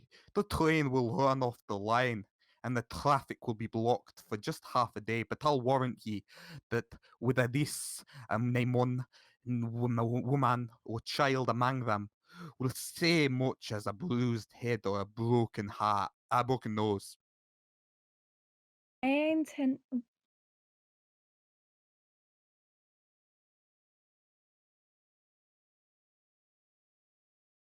My intended heart, Angus. He wonder hurt so much as bladder and buzzard and blue bottle flea. Nay, Meg, not if taken care and thought could help the poor dumb thing. There, see, lass, the train's at a standstill and there's nae harm done. I'll just go and tell the poor distraught passengers that they may rest them there in my cot. Gin they will till the line is cleared again. Mither, get the rooms ready, and I'll put the brose in the pot, for maybe they'll be hungry, poor souls. Farewell, Meg. I'll be back in there lang. And if I don't bring ye a full half dozen of well-paying passengers, thou mayest just wed the red-headed exciseman. Angus exits. Oh, Mida, I'm all happy. I nae deserved such a good fortune as to be the wife of yon brave and honest lad. thine old mother's heart is sair at the thought of losing ye, for hitherto she's just been out of the word to ye. But now thou'lt cleave to thine Angus, and thou'lt learn to love him better than thy poor old mother. But it mun be, it mun be. Nay, Mida, say not that. A good girl loves her husband with one love, and her mother with another. They are not alike, but neither is greater nor less than either, and they dwell together in peace and unity. That is how a good girl loves. Thou art a good girl, Meg? I am a yet a good girl, indeed. Mother, a very good girl. I'm right sure of that. Well, the poor belated passengers will be here directly, and it is our duty to provide for them sic poor hospitality as our humble roof will afford. It shall never be said of Janie McFarlane that she ever turned the weary traveller fainting from her door. My ain gentle-hearted mother. They exit the stage together into the cottage as our good working boy Angus enters with Vani and Miss Treherne. She is in a traveling costume and both seem agitated and alarmed. Step in, sir, step in, and sit ye down for a wee. I'll just send Mistress McFarlane to ye. She's a good old body, and will see to your comforts as if she were your own mother. Thank you, my worthy lad, for your kindness at this trying moment. I assure you we shall not forget it. Ah, sir, what any mon do as muckle? A dry shelter, a bannock, and a pan of parritch is all we can offer ye. But sick as it, ye heartily well. It is well. We thank you. For what one help the unfortunate, Exactly. Everyone would, or feed the hungry. no doubt. It just brings a teardrop to my ear to think. My friend, we would be alone, this maiden and I. Farewell. Angus exits into the cottage as well. Belinda. My own. My life. Compose yourself. It was in truth a weird and gruesome accident. The line is blocked, your parasol's broken, and your butterscotch trampled in the dust. But no serious harm is done. Come, be cheerful. You're safe, quite safe. Safe? Ah, Belvoni, my own Belvoni. There is, I fear, no safety for us, so long as we are liable to be overtaken by that fearful major to whom I was to have been married this morning. Major McGillicuddy. I confess I do not feel comfortable when I think of Major McGillicuddy. You know his barbaric nature, and how madly jealous he is. If he should find that I have eloped with you, he will most surely shoot us both. It is an uneasy prospect. Belinda, do you love me? With an impetuous passion that I shall carry with me to the tomb. Then be mine tomorrow. We are not far from Gretna, and the thing can be done without delay. Once married, the arm of the law will protect us from this fearful man, and we can defy him to do his worst. Belvoni, all this is quite true. I love you madly, passionately. I care to live in your heart. I breathe but for your love, yet before I actually consent to take the irrevocable step that will place me on the pinnacle of my fondest hopes, you must give me some definite idea of your pecuniary position. I am not mercenary, heaven knows, but business is business, and I confess I should like a little definite information about the settlements. I often think that this is deeply to be deplored, that these grovelling questions of money should alloy to the tenderest and most hallowed sentiments that inspire our imperfect natures. It is unfortunate, no doubt, but at the same time it is absolutely necessary. Belinda, I will be frank with you. My income is £1,000 a year, which I hold on certain conditions. You know my friend Cheviot Hill, who is travelling to London in the same train with us, but in the third class. I believe I know the man you mean. Cheviot, who is a young man of large property, but extremely close-fisted, is cursed with a strangely amatory disposition, as you will admit when I tell you that he has contracted a habit of proposing marriage as a matter of course to every woman he meets. His hearty father, who comes of a very old family, the Cheviot Hills had settled in this part of the world centuries before the conquest, is compelled by his health to reside in Madeira. Knowing that I exercise an all but supernatural influence over his son, and fearing that his affectionate disposition would lead him to contract an undesirable marriage, the old gentleman allows me £1,000 a year, so long as Cheviot shall live single. But at his death or marriage, the money goes over to Cheviot's uncle Simpson, who is now travelling to town with him. Then, so long as your influence over him lasts, so long only will you retain your income? That is, I'm sorry to say, the state of the case. Belvoni, I love you with an imperishable ardour which mocks the power of words. If I were to begin to tell you now or to force my indomitable passion for you, the tomb would close over me before I could exhaust the entrancing subject. But as I said before, business is business, and unless I can see some distinct probability that your income will be permanent, I shall have no alternative but to weep my heart out in all the anguish of maiden solitude, uncared for, unloved, and alone. Miss Treherne goes into the cottage, leaving Belvani alone.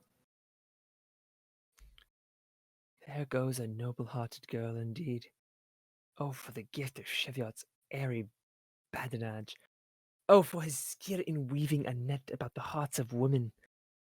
If I could but induce her to marry me at once before the dreadful Major learns our flight. Why not? We are in Scotland. Methinks I've heard two loving hearts can wed in this strange country by merely making a declaration to that effect. I will think out some cunning scheme to lure her into marriage unawares. Maggie enters from the cottage. Will ye walk and rest a wee, Maester Belvani? There's room ready for ye, kind sir, and you're heartily welcome to it. It is well. Stop. Come hither, maiden. Oh, sir, you do not mean any harm towards a poor, innocent, unprotected cottage lassie. Harm? No, of course I don't. What do you mean? I'm but a poor, humble mountain girl. Let me tell you, sir, that my character's just as dear to me as the richest and proudest lady in the land. Before I consent to approach ye, swear to me that you mean me no harm. Harm? Of course I don't. Don't be a little fool. Come here. There's something in his manner that reassures me. There's not of the airy trifler with innocence hearts. What do you want with your poor, harmless Maggie McFarland, good sir? Can you tell me what constitutes a Scotch marriage? Oh, sir, it's nae asking me that, for my heart's not my own to give. I'm betrothed to the best and noblest lad in the bonny borderland. Oh, sir, I canna be your bride. Oh, my girl, you mistake. I do not want you for my bride. Can't you answer a simple question? What constitutes a Scotch marriage? You've just to say before 'twas witnesses.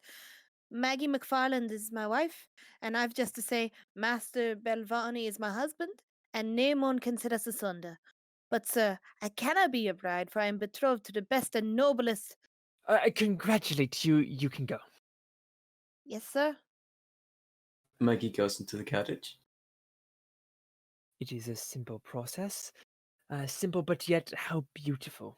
One thing is certain, Chariot may marry any day, despite my precautions, and then I shall be penniless. May die, and I shall be penniless. Belinda has £500 a year. It is not much, but it would at least save me from starvation.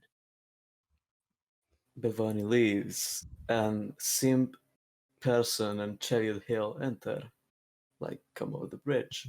They both show signs of damage. Their hats are beaten in, and their clothes disordered through the accident. Well, here we are at last. Yes, here we are at last in a pretty state I'm in, to be sure. My dear nephew, you would travel third class, and this is the consequence. After all, there's not much harm done. Not much harm? What do you call that? 10 and 9 pence at one operation. My gloves split. 1 and 4. My coat ruined. 18 and 6. It's a coarse and brutal nature that recognizes no harm that doesn't involve the loss of blood. I'm reduced to this accident from a thinking, feeling, reflecting human being to a moral pulp, a mash, a poultice. Damn, sir, that's what I am. I'm a poultice. Yet, my dear boy, at the moment of the accident, you were speaking to me on a very interesting subject. Was I? I forgot what it was. The accident knocked it clean out of my head. You were saying that you were a man of good position and fortune, that you derived £2,000 a year from your bank, that you thought it was time you settled. You then reminded me that I should come into Belani's £1,000 a year on your marriage, and I'm not sure, but I rather think you mentioned casually that my daughter Minnie is an angel of light. True, and just then we went off the line. To resume, Uncle Simperson, your daughter Minnie is an angel of light, a perfect being, as innocent as a new laid egg. Minnie is indeed all that you have described. Uncle, I'm a man of few words. I feel and I speak. I love that girl madly, passionately, irresistibly. She is my whole life, my whole soul and body, my past, my present, and my to come. I have thought for none but her. She fills my mind, sleeping and waking. She's the essence of every hope, the tree upon which the fruit of my heart is growing, my own to come.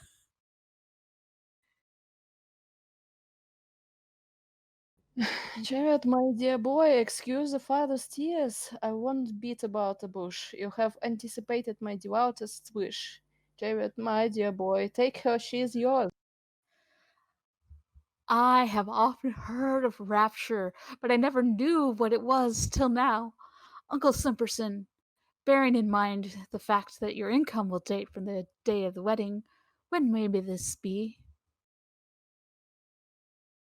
My boy, the sooner the better. Delicacy would prompt me to give Belvani a reasonable notice of the impending loss of his income, but should I, for such a mere selfish reason as that, rob my child of 1 hour of the happiness that you are about to confer upon her? No, duty to my child is paramount. On one condition, however, I must insist. This must be kept from Polani's knowledge. You know the strange, mysterious influence that his dreadful eyes exercise over me. I have remarked it with astonishment. They are much inflamed just now, and he has to wear green spectacles. While this last I am a free agent, but under treatment they may recover. In that case, if you knew them, I cannot resist them. Therefore, I say, until I am safely and securely tied up, Belvani must know nothing about it. Trust me, Chevet, he shall know nothing about it from me. 1,000 a year. I have endeavored but in vain to woo Fortune for 56 years, but she smiles upon me at last. She is smiling upon me at last. Simperson simps away into the cottage. At length my hopes are to be crowned. Oh, my own, the hope of my heart, my love, my life. Belvani enters after overhearing these words. Cheviot, whom are you apostrophizing in those terms? You've been at it again, I see. Belvani, that apostrophe was private. I decline to admit to you my confidence. Cheviot, what is the reason of this strange tone of defiance? A week ago I had but to express a wish to have it obeyed as a matter of course. Belvani, it may not be denied that there was a time when, owing to the remarkable influence exercised over me by your extraordinary eyes, you could do with me as you would. It would be an affectation to deny it. Your eyes withered my will. They paralyzed my volition. They were strange and lurid eyes, and I bowed to them. Those eyes were my fate, my destiny, my unerring must, my inevitable shall. That time is gone forever. Alas for the days that are past and the good that came and went with them. Weep for them if you will. I cannot weep with you, for I loved them not. But, as you say, they are past.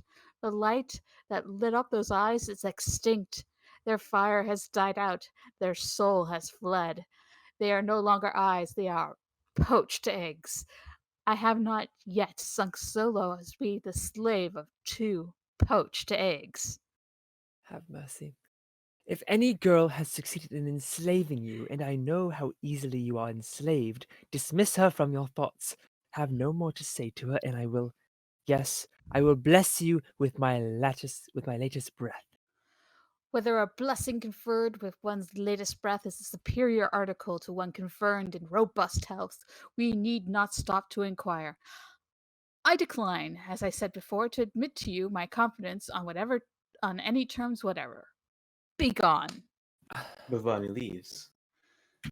Dismissed from my thoughts the only woman I ever loved. Have no more to say to the tree upon which the fruit of my heart is growing? No, Bilvwani, I cannot cut off my tree as if it were gas or water. I do not treat women like that. Some men do, but I don't. I am the sort of man. I respect women. I love women. They are good. They are pure. They are beautiful. At least, many of them are. This one, for example, is very beautiful indeed. If you'll just walk in, sir, you'll find a bannock and a pan of patates waiting for you on the table. This is one of the loveliest women I have ever met in the whole course of my life. What's he glowering at? Oh, sir, you mean no harm to the poor lowland lassie? Pardon me, it's very foolish. I can't account for it. I am arrested, fascinated. Good sir, what's fascinated you? I don't know. There is something about you that exercises a most remarkable influence over me. It seems to weave a kind of enchantment around me. I can't think what it is. You are a good girl, I'm sure. None but a good girl could so powerfully affect you. You are a good girl, are you not? I'm a very good girl indeed, sir. I was quite sure of it. He wraps his I'm a arm around her much waist. I'm a much better girl than 19 out of 20 in these parts, and they are all good girls too. Oh, my darling. They smooch. Kind sir, what was that for? It is your reward for being a good girl. Oh, sir, I did not look for such a recompense. You are very, very kind to poor little Maggie McFarlane.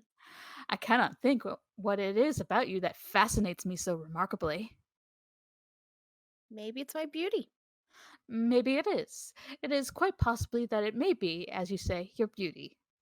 I am remarkably pretty, and I have a very neat figure. There is a natural modesty in the guileless appreciation of your own perfection that is, to me, infinitely more charming than the affected ignorance of artificial town-bred beauty. Oh, sir, I can close my ear to the picture that my looking glass holds up to me 20 times a day. We see the rose on the tree, and we say it is fair. We see the silver moon sailing in the broad blue heavens, and we say that she is bright. We see the brawling stream purling over the smooth sands, it is burn, and we say that it is beautiful. And shall we close our ear to the fairest of nature's work? A pure and beautiful woman? Why, sir, it would just be base ingratitude. No, it's best to tell the truth about things. I am a very, very beautiful girl. Maggie McFarlane, I'm a plain, blunt, straightforward man, and I come quickly to the point. I see more to love in you than I ever saw in any woman in all my life before. I have a large income, which I do not spend recklessly. I love you passionately. You are the essence of every hope. You are the tree upon which the fruit of my heart is growing. My past, my present, my future. You are my own to come. Tell me, will you be mine? Will you join your life with mine? Angus enters, thoroughly cocked, and listens. Ah, kind sir, I'm sadly grieved to wound said true and tender love as yours. But you're all late. My love is mine and to give. Ye, it's it's given o'er the best and bravest lad in our bonny borderland. Give me his address that I may go and curse him. Ay, ye must no curse him. Oh, spare him, for he's good and brave, and he loves me oh so dearly, and I love him oh so dearly too. Oh, kind sir, have mercy on him, and do not curse him, or I shall die. Will you, or will you not oblige me by telling me where he is, that I may at once go and curse him? He is here, sir, but dinna waste your curses on me. Maggie, my bairn, I heard the answer ye gave to this man, my true and gentle lassie. Ye spake well and bravely, Meg, well and bravely. Dinna heed the water in my ear. It's a tear of joy and gratitude, Meg, a tear of joy and gratitude. Poor fellow! I will not curse him. Young man, I respect your honest emotion. I don't want to distress you, but I cannot help loving this most charming girl. Come, as it is reasonable to quarrel with a man because he's of the same way of thinking as yourself. Nay, sir, I'm nae fashed, but it just seems to drive the bluid black. It just seems to drive the bluid back into my heart when I think my Meg is loved by another. Oh, sir, she's a fair and winsome lassie, and I might just justly be angry with ye for loving the blue heavens. She's just as far above us as they are. He wipes his eyes and kisses her. Pardon me, I cannot allow that. Eh? I love that girl madly, passionately, and I cannot possibly allow you to do that. Not before my eyes, I beg. You simply torture me. Leave off, dear, till the poor gentleman's gone, and then ye can begin again. Angus, listen to me. You love this girl? I love her, sir, almost as well as I love myself. Then reflect how you are standing in the way of her prosperity. I am a rich man. I have money, position, and education. I am a much more intellectual and generally agreeable companion for her than you can ever hope to be. I am full of antidote, and all my antidotes are in the best possible taste. I will tell you some of them these days, and you can judge for yourself. Maggie, if she married me, would live in a nice house in a good square. She would have wine occasionally. She would be kept beautifully clean. Now, if you really love this girl as well as you love yourself, are you really doing wisely or kindly in standing in the way of her getting all these good things? As to compensation, why, I've had heavy expenses of late, but if, yes, 30 shillings? Sir, I'm poor in pocket, but I've a rich heart. It is rich in a pure and overflowing love, and he that hath love hath all. You can again what true love is, or you wouldn't dare to insult a poor but honest lad by offering to buy his treasure for money. Cheviot backs up. My aunt, true darling. No, I'll have it. I'll not have it. Understand me. I'll not have it. It is simply agony to me, Angus. I respect your indignation, but you are too hasty. I do not offer to buy your treasure for money. You love her. It will naturally cause you pain to part with her, and I prescribe 30 shillings, not as a cure, but as a temporary solace. If 30 shillings is not enough, why, I don't mind making it £2. Nay, sir, it's useless, and we'll ken it well. Do we not, my brave lassie? Our hearts are one, as our bodies will be some day, and the man is na born, and the gold is na coined, that can set us twain asunder. Angus, dear, I'm very proud of sae staunch and true a love.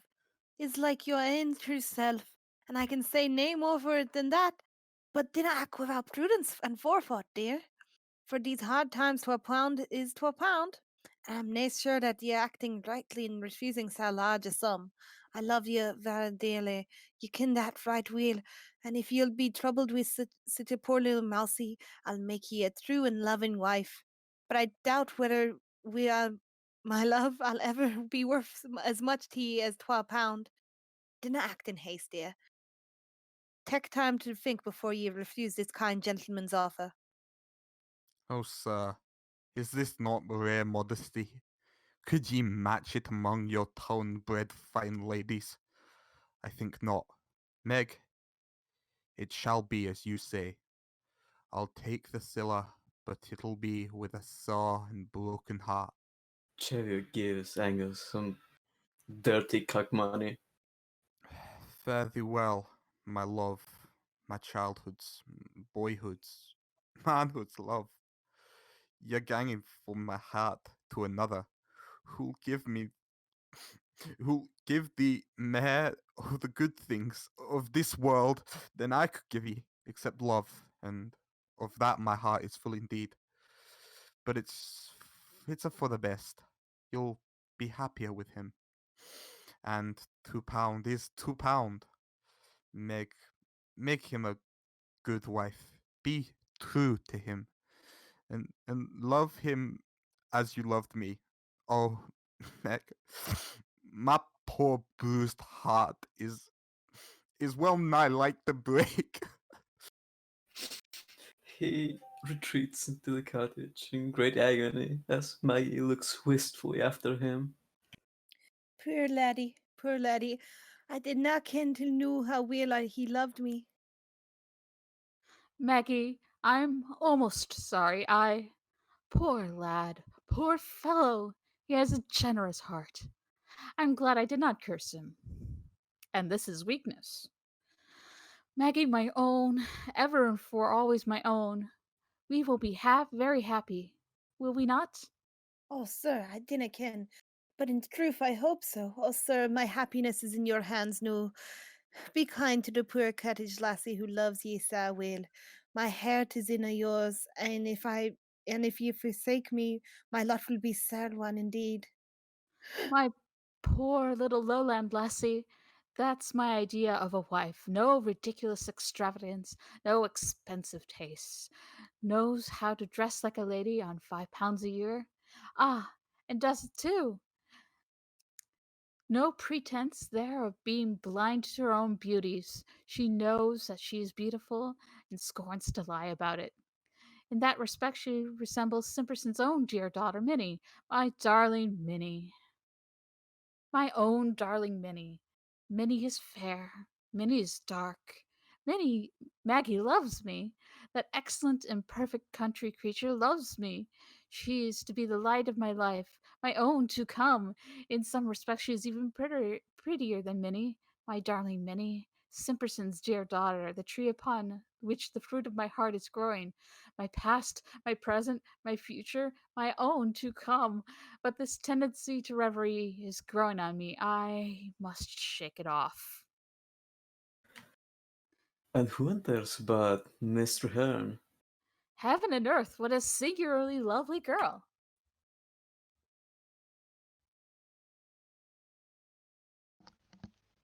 A stranger, pardon me, I will withdraw. A stranger indeed, in one sense, inasmuch as he never had the happiness of meeting you before, but in that he has a heart that can sympathize with another's misfortune. He trusts that he may claim to be regarded almost as a friend. May I ask, sir, to what misfortunes you allude? I I do not know the precise nature, but that perception would indeed be dull, and that whole heart would be indeed flinty, that did not at once perceive that you are very, very unhappy. Accept, madame, my deepest and most respectful sympathy. You have guessed rightly, sir. I am indeed a most unhappy woman. I am delighted to hear it. I mean, I feel pleasure, a melancholy and chastened pleasure in reflecting that if your distress is not of a pecuniary nature, it may perchance lay in a power to alleviate your sorrow. Impossible, sir. Though I thank you for your respectful sympathy. How many women would forego 20 years of their life as to be as beautiful as yourself, little dreaming that extraordinary loveliness can coexist with the most poignant anguish of mind? But so, too often we find it, do we not, dear lady? Sir, this tone of address from a complete stranger. Nay, it be not unreasonably severe upon an impassioned and impulsive man whose tongue is but the too faithful herald of his heart. We see the rose on the tree, we say that it is fair. We see the bonny brooks purling over the smooth stains, I should say stones, and the burn, and we say it is beautiful. And shall we close our eyes to the fairest of nature's works, a pure and beautiful woman? Why, it would be base ingratitude indeed. I cannot deny that there is much truth in your sentiments you so beautifully express, but I am unhappily too well aware that whatever advantages I may possess, personal beauty is not among their number. How exquisitely modest is this chaste insensibility to your own singular loveliness! How infinitely more winning than the bold-faced self-appreciation of underbred country girls! I am glad, sir, that you are pleased with my modesty. It has often been admired. Pleased? I am more than pleased. That is a very weak word. I am enchanted. Madame, I am a man of quick impulse and energetic action. I feel and I speak. I cannot help it. Madame, be not surprised when I tell you that I cannot resist the conviction that you are the light of my future life, the essence of every hope, the tree upon which the fruit of my heart is growing, my past, my present, my future, my own to come. Do not extinguish that light.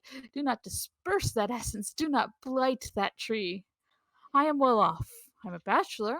I'm 32, and I love you, madame, humbly, truly, trustfully, patiently. Paralyzed with admiration, I wait anxiously, hopefully, for your reply. Sir, that heart would indeed be cold that did not feel grateful for so much earnest, single-hearted devotion. I am deeply grieved to have to say one word to cause pain to one who expresses himself in such well-chosen terms of respectful esteem, but alas, I have already yielded up my heart to one who, if I mistake not, is a dear personal friend of your own. Am I to understand that you are the young lady of property who Bavwani hopes to marry? I am indeed that unhappy woman, And is it possible that you love him? with a rapture that fills every fibre of my heart, with a devotion that enthralls my very soul. But there's some difficulty about his settlements. A difficulty? I should think there was. Why, on my marrying, his entire income goes over to Simperson. I could reduce him to penury tomorrow. As it happens, I am engaged to recollect to Simperson's daughter, and if Bilvwani dares to interpose between me and you, by George, I'll do it. Ugh, spare him, sir. You say that you love me, then for my sake remain single forever. It is all I ask. It is not much. Promise me that you will never, never marry, and we will both bless you with our latest breath. There seems to be a special importance attached to a blessed conferred with one's latest breath that I entirely fail to grasp. It seems to me to convey no definite advantage of any kind whatever. Cruel, cruel man. Bhavani enters the stage in great alarm. We are lost. We are lost. What do you mean? Who has lost you? Major McGillicuddy discovered your flight and followed in the next train. The line is blocked through our accident, and his train has pulled up within a few yards of our own. He is now making his way to this very cottage. What do you say to that? Oh, I agree with you. We are lost. I disagree with you. I should say you are found. This man is a reckless fire eater. He is jealous of me. He will assuredly shoot us both if he sees us here together. I am no coward, but I confess I am uneasy. Oh, sir, Cheviot, you have a ready wit. Please help us out of this difficulty, and we will both bless you. With our last breath. That decides me, madame. Remain here with me. Belvwani, withdraw. Bhavani retires. I will deal with this maniac alone. All I ask is that if I find it necessary to make a statement that is not consistent with strict truth, you, madame, will unhesitatingly endorse it?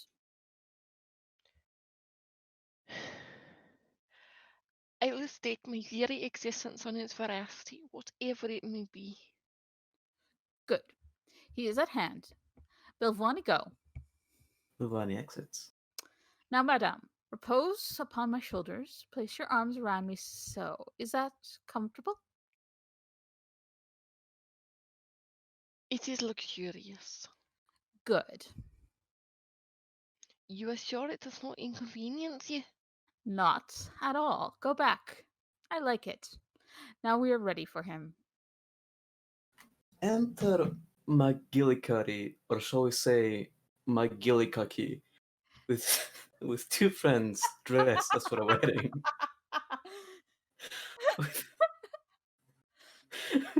with white papers. McGillicuddy has pistols. Everyone's greatly excited. Where is the villain? I'll swear he is concealed somewhere.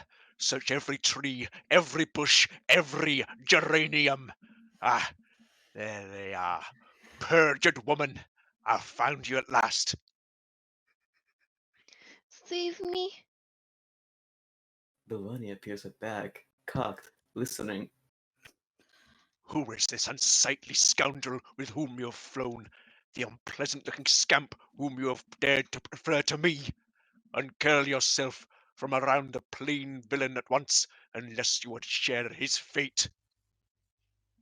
Major, spare him. Now, sir, perhaps you will be so good as to explain who the deuce you are and what you want with this lady. I don't know who you may be, but I'm McGillicuddy. I am betrothed to this lady. We were to be married this morning. I waited for her at the church from 10 till 4. Then I began to get impatient.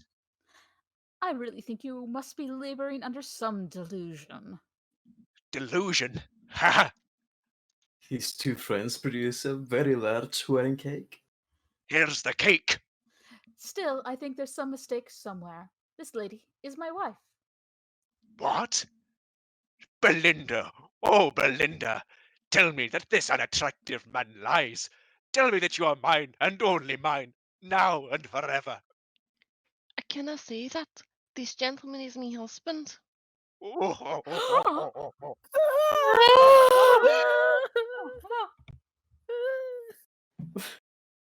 McGillicuddy falls sobbing on his seat. Balvani tears his hair in despair. Maggie sobs an anxious shoulder. All of them extremely cocked as Act 2 starts. 3 months have passed. We are in a double drawing room in Simp Person's house. Indications that a wedding is about to take place. There is a plate of tarts and a bottle of wine on the table. Minnie Simperson enters in a wedding dress, followed by Parker, her maid, holding her train. Take care, Parker. That's right. There. How do I look? Beautiful, miss. Quite beautiful. Oh, Parker. Am I really beautiful? Really, really beautiful, you know? Oh, miss, there's no question about it. Oh, I do so hope that you and Mr. Cheviot Hill will be happy. Oh, I'm sure we shall, Parker. He has often told me that I am the tree upon which the fruit of his heart is growing, and one couldn't wish to be more than that. And he tells me that his greatest happiness is to see me happy.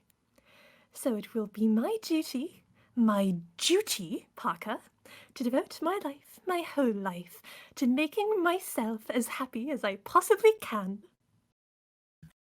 Simp Person walks in, dressed for a wedding. So my little lamb is ready for the sacrifice. You can go, Parker.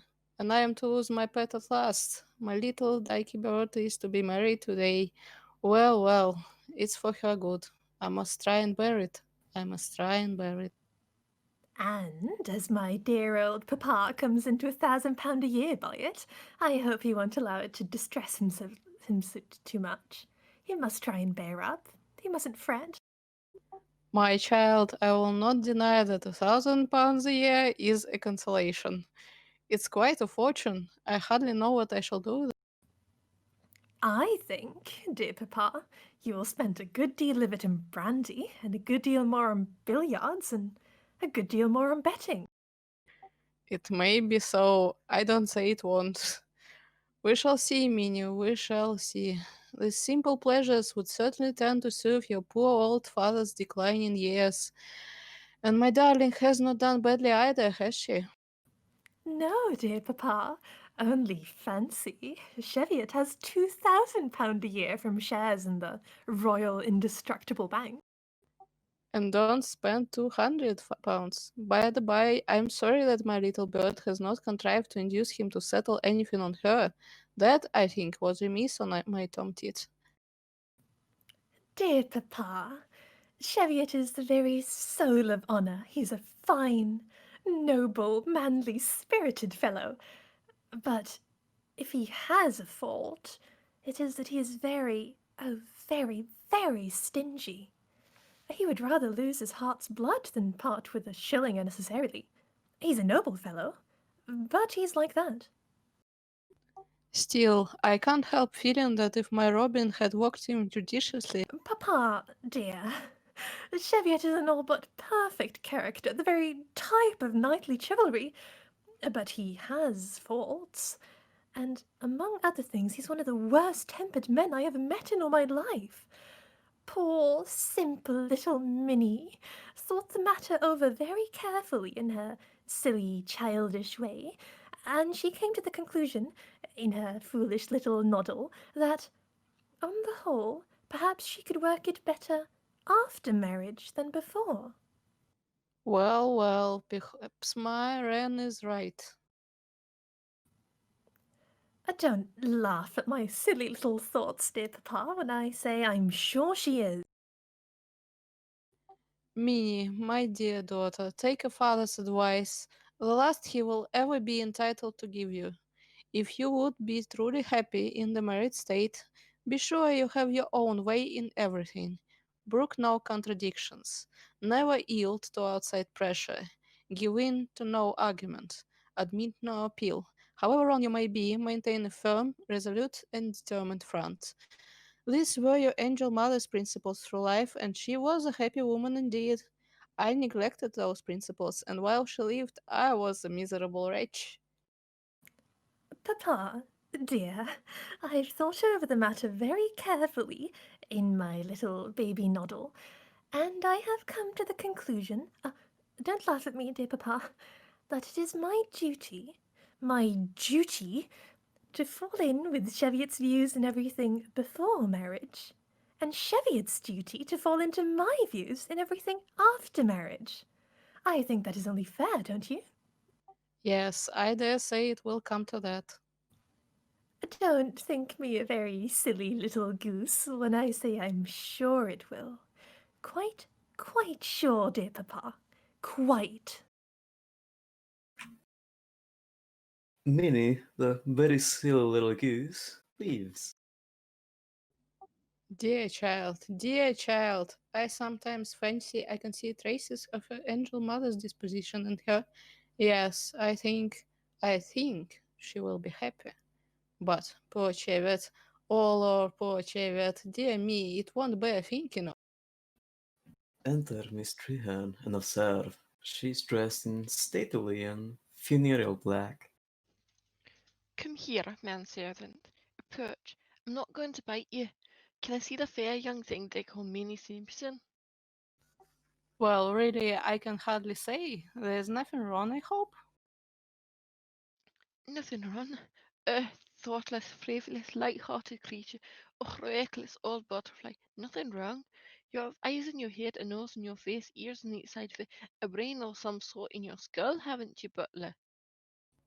Undoubtedly, but I beg to observe I am not the...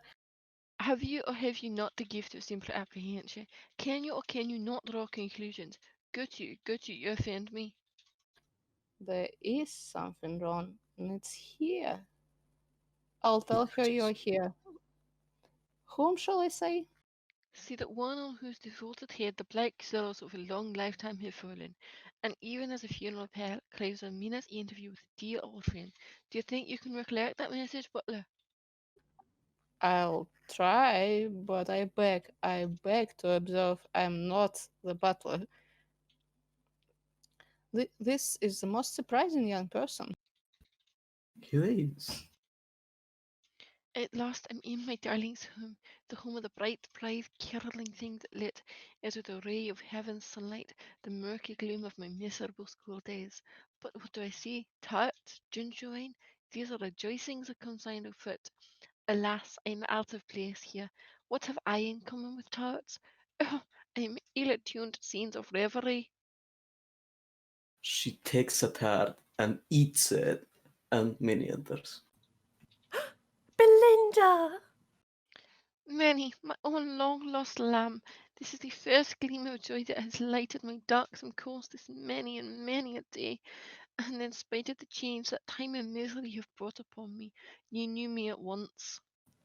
Oh, I felt sure it was you from the message. How wondrously fair you've grown, and this dress! Why, it is surely a bridal dress. Those tarts, that wine, surely this is not your wedding day. Yes, dear. I shall be married in half an hour. Oh, strange chance! Oh, unheard of coincidence! Married? And to whom? Oh, to the dearest love, my cousin, Mr. Cheviot Hill. Perhaps you know the name.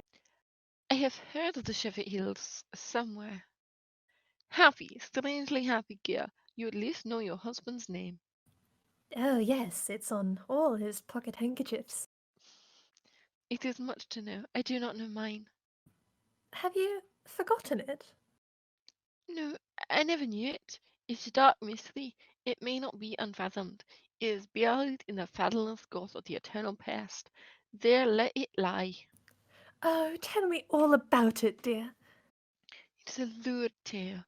3 months since I fled from the hated one who was to have married me. He pursued me. I confided my distress to a young and wealthy stranger. Acting on his advice, I declared myself to be his wife.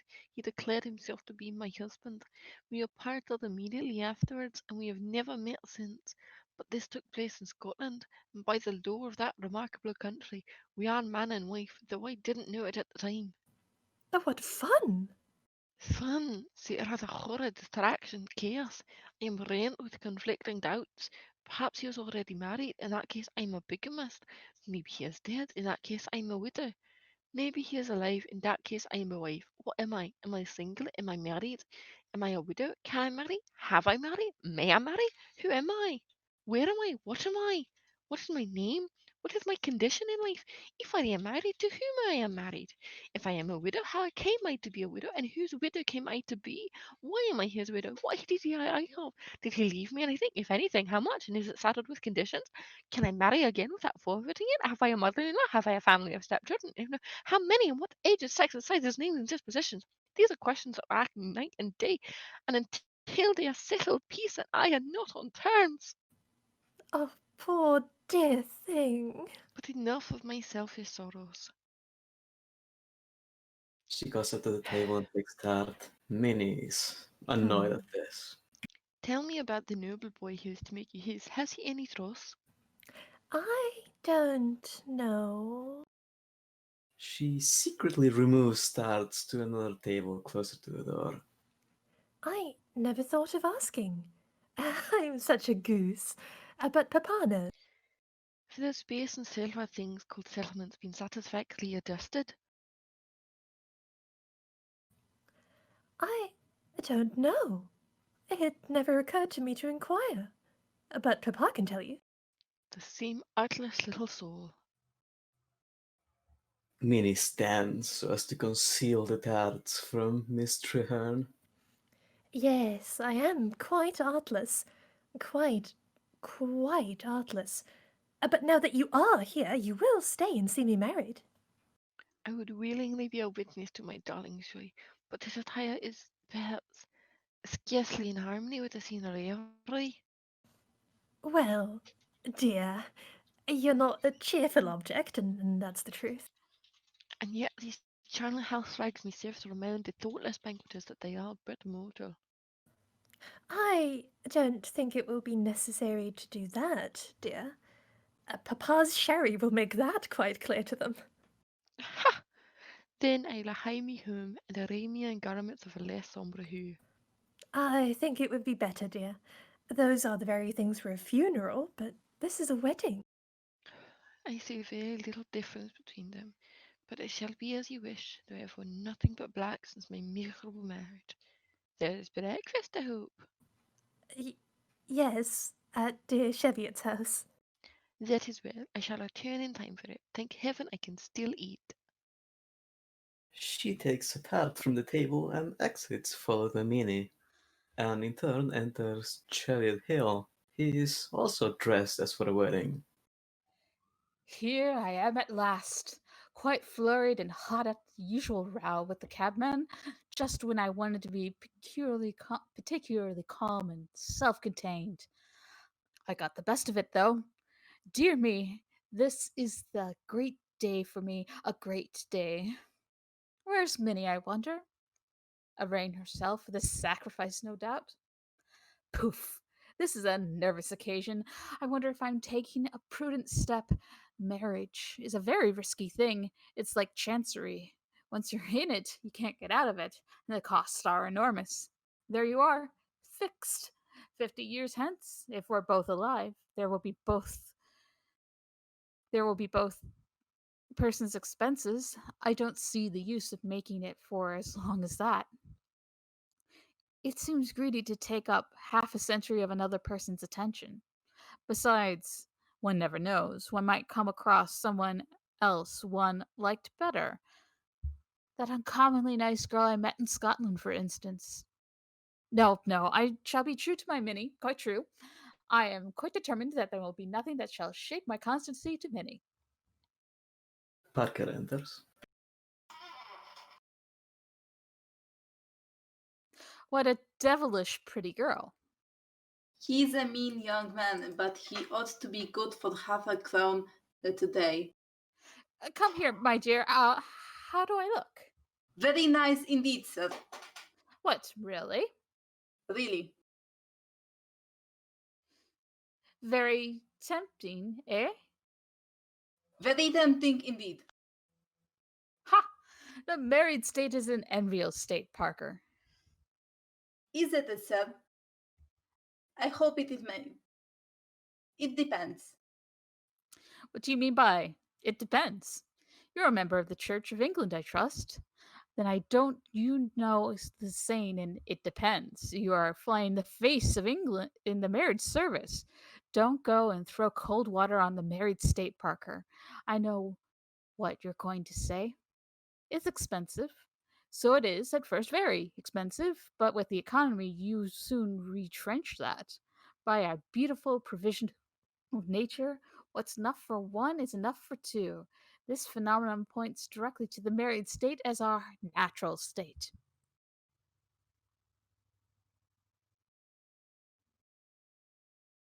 Oh, for that matter, sir, I think this would get on with you. You're so liberal, so gentle, so there's only one word for it. Dove-like. What? You've remarked that, eh? Ha ha! But, dove-like as I am, Parker, in some respects, in other respects, deuced pretty girl, in other respects I am a man, Parker, of a strangely impetuous and headstrong nature. I don't beat around the bush. I come quickly to the point. Shall I tell you a secret? There's something about you. I don't know what it is, but that, in other words, you are the tree upon which. No, don't, damn it. Chevy, not today, not today. What a way you have with you, sir. What? You've noticed that, have you? I have a way, no doubt. It's been remarked before. Whenever I see a pretty girl, and you are a very pretty girl, I can't help putting my arm like that.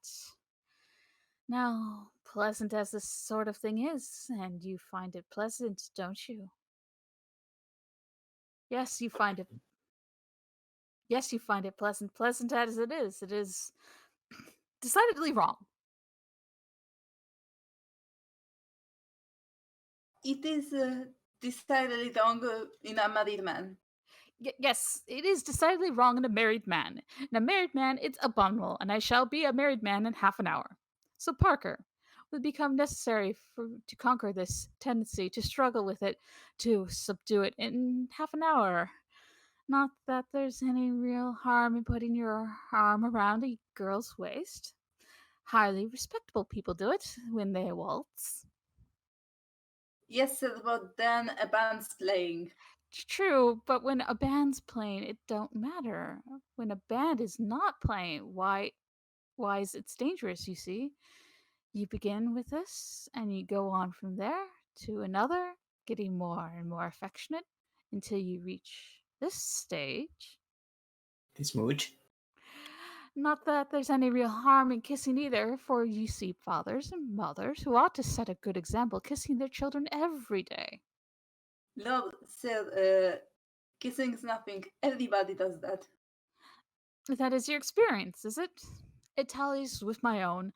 I take it that you are father, and take it that I am your father, you are my daughter, or take it that I am merely your husband and you my wife, and it would be expected of me.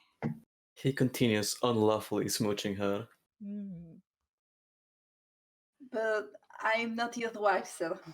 No, not yet, and that's very true, and of course makes a difference. That's why I must subdue this tendency. That's why I must struggle with it. I must conquer it in half an hour. Parker? Where's Mr. Cheviot? There's your mistress, my dear. She's coming. Will you excuse me? Thank you. Good day, Parker. Not so much as a shilling, and that man's worth thousands. My darling Minnie, my own to come.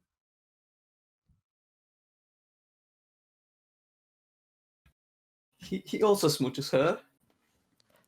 Oh, you mustn't crush me, Cheviot. You'll spoil my dress. How do you like it? It's lovely. It's a beautiful material. Yes, dear Papa's been going it. Oh, but you've been indebted to me for that beautiful dress. To you? Oh, thank you. Thank you.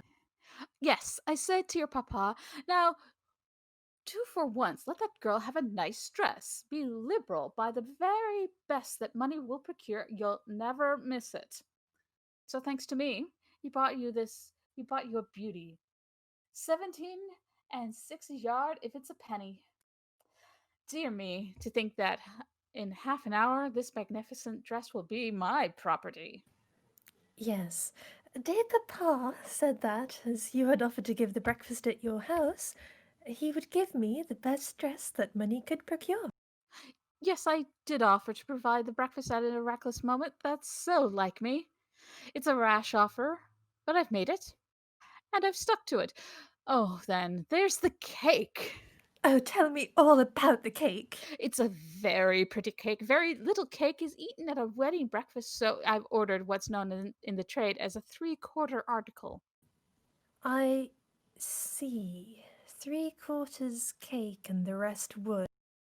No, 3/4 wood and the rest cake. Be sure, my dear, you don't cut into the wood, for it has to be returned to the pastry cook to be filled up with cake for another occasion. I thought at first of ordering a 7/8 article, but one isn't married every day. It's only once a year, and it's only now and then. So I said, hang the expense, let's do the thing well. So it's a 3/4. How good you are to me. We shall be very happy, shall we not? I hope so. Yes, I hope so. Playfully happy, like two little kittens. That will be delightful. Economically happy, like two sensible people. Oh, we must be very economical. No vulgar display, no pandering to a jaded appetite, a refined and economical elegance. That is what we must aim at. A simple mutton chop, nicely broiled for you, and 2 simple mutton chops, very nicely broiled for me. And some floury potatoes. A nice loaf of household bread. A stick of celery. And a bit of cheese, and you've got a dinner for a monarch. Then, how shall we spend our evenings? We'll have pleasant little fireside games. Are you fond of fireside games? Oh, they're great fun. Then we'll play at tailoring. Tailoring? I don't think I know that game.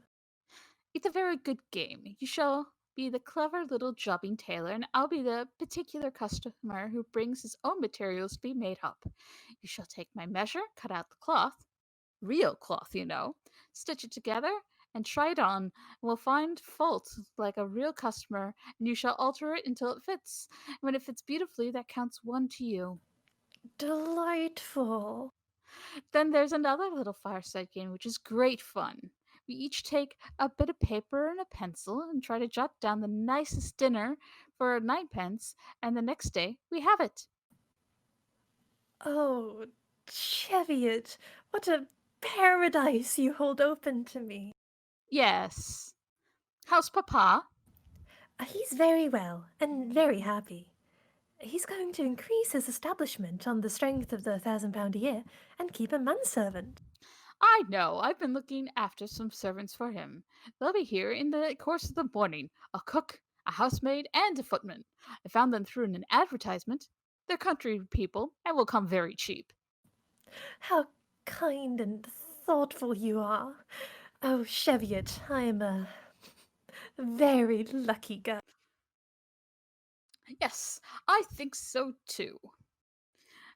If I can only repress my tendency to think of that tall girl I met in Scotland.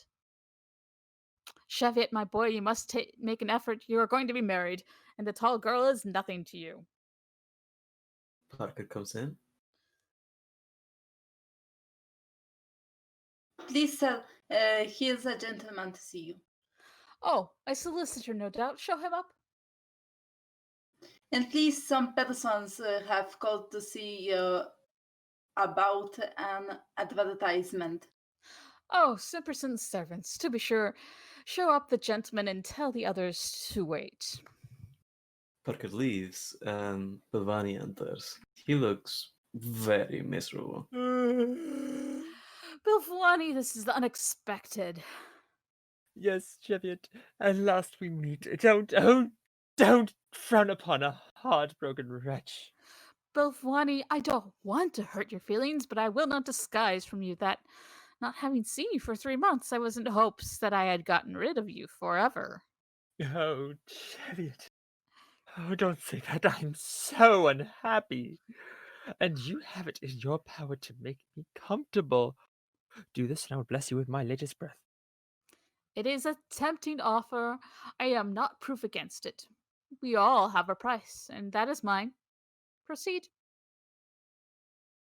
Miss Treherne, Belinda, whom I love so dearly, won't have anything to say to me. It does her credit. She is a very superior girl. It's all through you, Cheviot. She declares that the mutual declaration you made to protect her from McGillicuddy amounts to a Scotch marriage. What? She declares that she is your wife. She professes to love me as fondly as ever, but a stern sense of duty forbids her to hold any communication with me. Oh, but this is absurd, you know. Of course it is.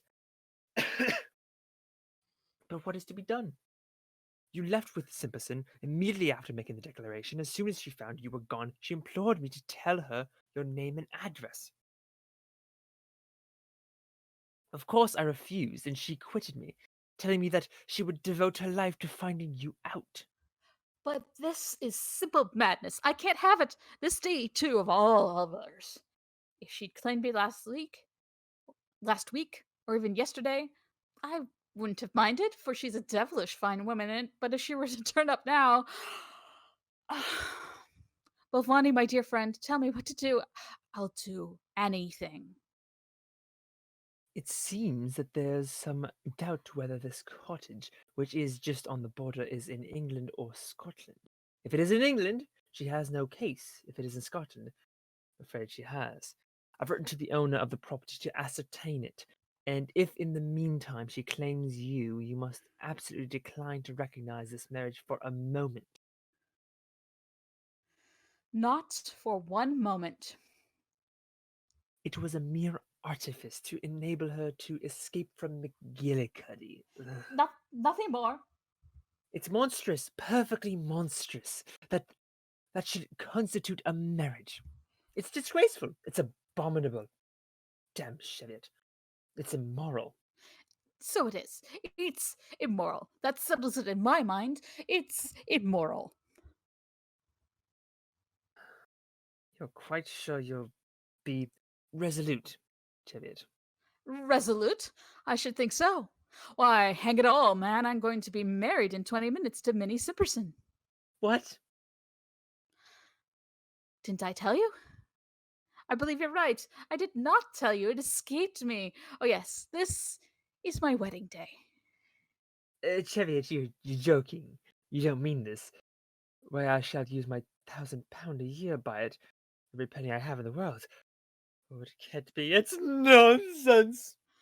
What do you mean by nonsense? The married state is an honorable estate, I believe. A man is not looked upon as utter loss to all sense of decency because he's gotten married. I've given to understand. People have been married before this and have not been irreverently tabooed in consequence, unless I'm grossly misinformed. Then what the dickens do you mean by saying nonsense when I tell you that I'm going to be married? Cheviot, be careful how you take this step. Beware how you involve an innocent and helpless girl in social destruction. What do you mean, sir? You cannot marry. You are a married man. Come, come, Bhavani, this is trifling. You are married to Miss Traherne. I was present. I can depose to the fact. Oh, you're not serious. Never more serious in my life. But you're, as you very properly said just now, it was a mere artifice. We didn't mean anything. It would be monstrous to regard that as a marriage. Damn, Bravani, it would be immoral. I may deplore the state of the law, but I cannot stand tamely by and see it deliberately violated before my eyes. But Bhavani, my dear friend, reflect. Everything is prepared for my marriage at great expense. I love Minnie deeply, devotedly. She is the actual tree upon which the fruit of my heart is growing. There's no mistake about it. She is my own to come. I love her madly, rapturously. He goes down to his knees. I have prepared a wedding breakfast at great expense to do her honor. I have ordered 4 flies for the wedding party. I have taken 2 second-class cooks' tourist tickets to Ilfracombe, Devon, Exeter, Cornwall, Westward Ho, and Biddeford Bay. The whole thing has cost me some 20 or 25 pounds, and all this will be wasted, utterly wasted, if you interfere. Oh, Bhavani, dear Bhavani, let the recollection of our long and dear friendship operate to prevent your shipwrecking my future life.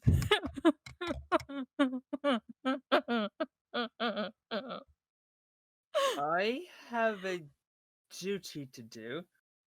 I must do it.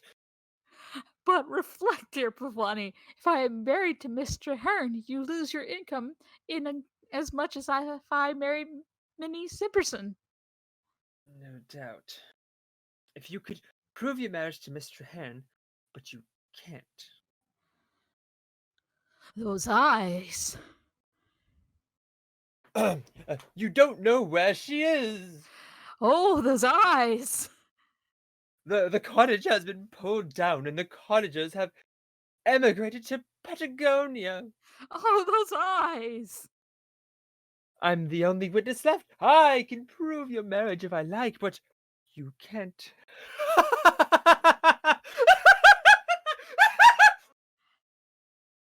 It's a most painful and unfortunate situation for you, and believe me, dear Cheviot, you have my deepest and most respectful sympathy. The satanic Mulvaney leave? This is appalling, simply appalling. The cup of happiness dashed from my lips just as I was about to drink a lifelong draught. The ladder kicked from under my feet just as I was about to pick the fruit of my heart upon which it has been growing so long. I'm a married man. More than that, my honeymoon's past and I never knew it. Stop a moment. What proof is there that such a marriage ever took place? There's only Belvani, and Belvani isn't proof. Corroborated by 3 cottagers, his word might be worth something. Uncorroborated is worthless. I'll risk it. He can do nothing. Bride is nowhere. The cottagers are in Patagonia, and At this moment, Miss McFarlane, Maggie, and Angus appear at the back. They stand bowing and curtsying in a rustic fashion to Cheviot, whom they do not recognize. He stares aghast at them for a moment, then staggers back to the sofa. the man, the woman, and the girl, by all that's infernal. We just came to see you about the advertisement. She produces a piece of paper. I don't know you. I don't know you. Go away. Cheviot buries his head in a newspaper and pretends to read on the sofa.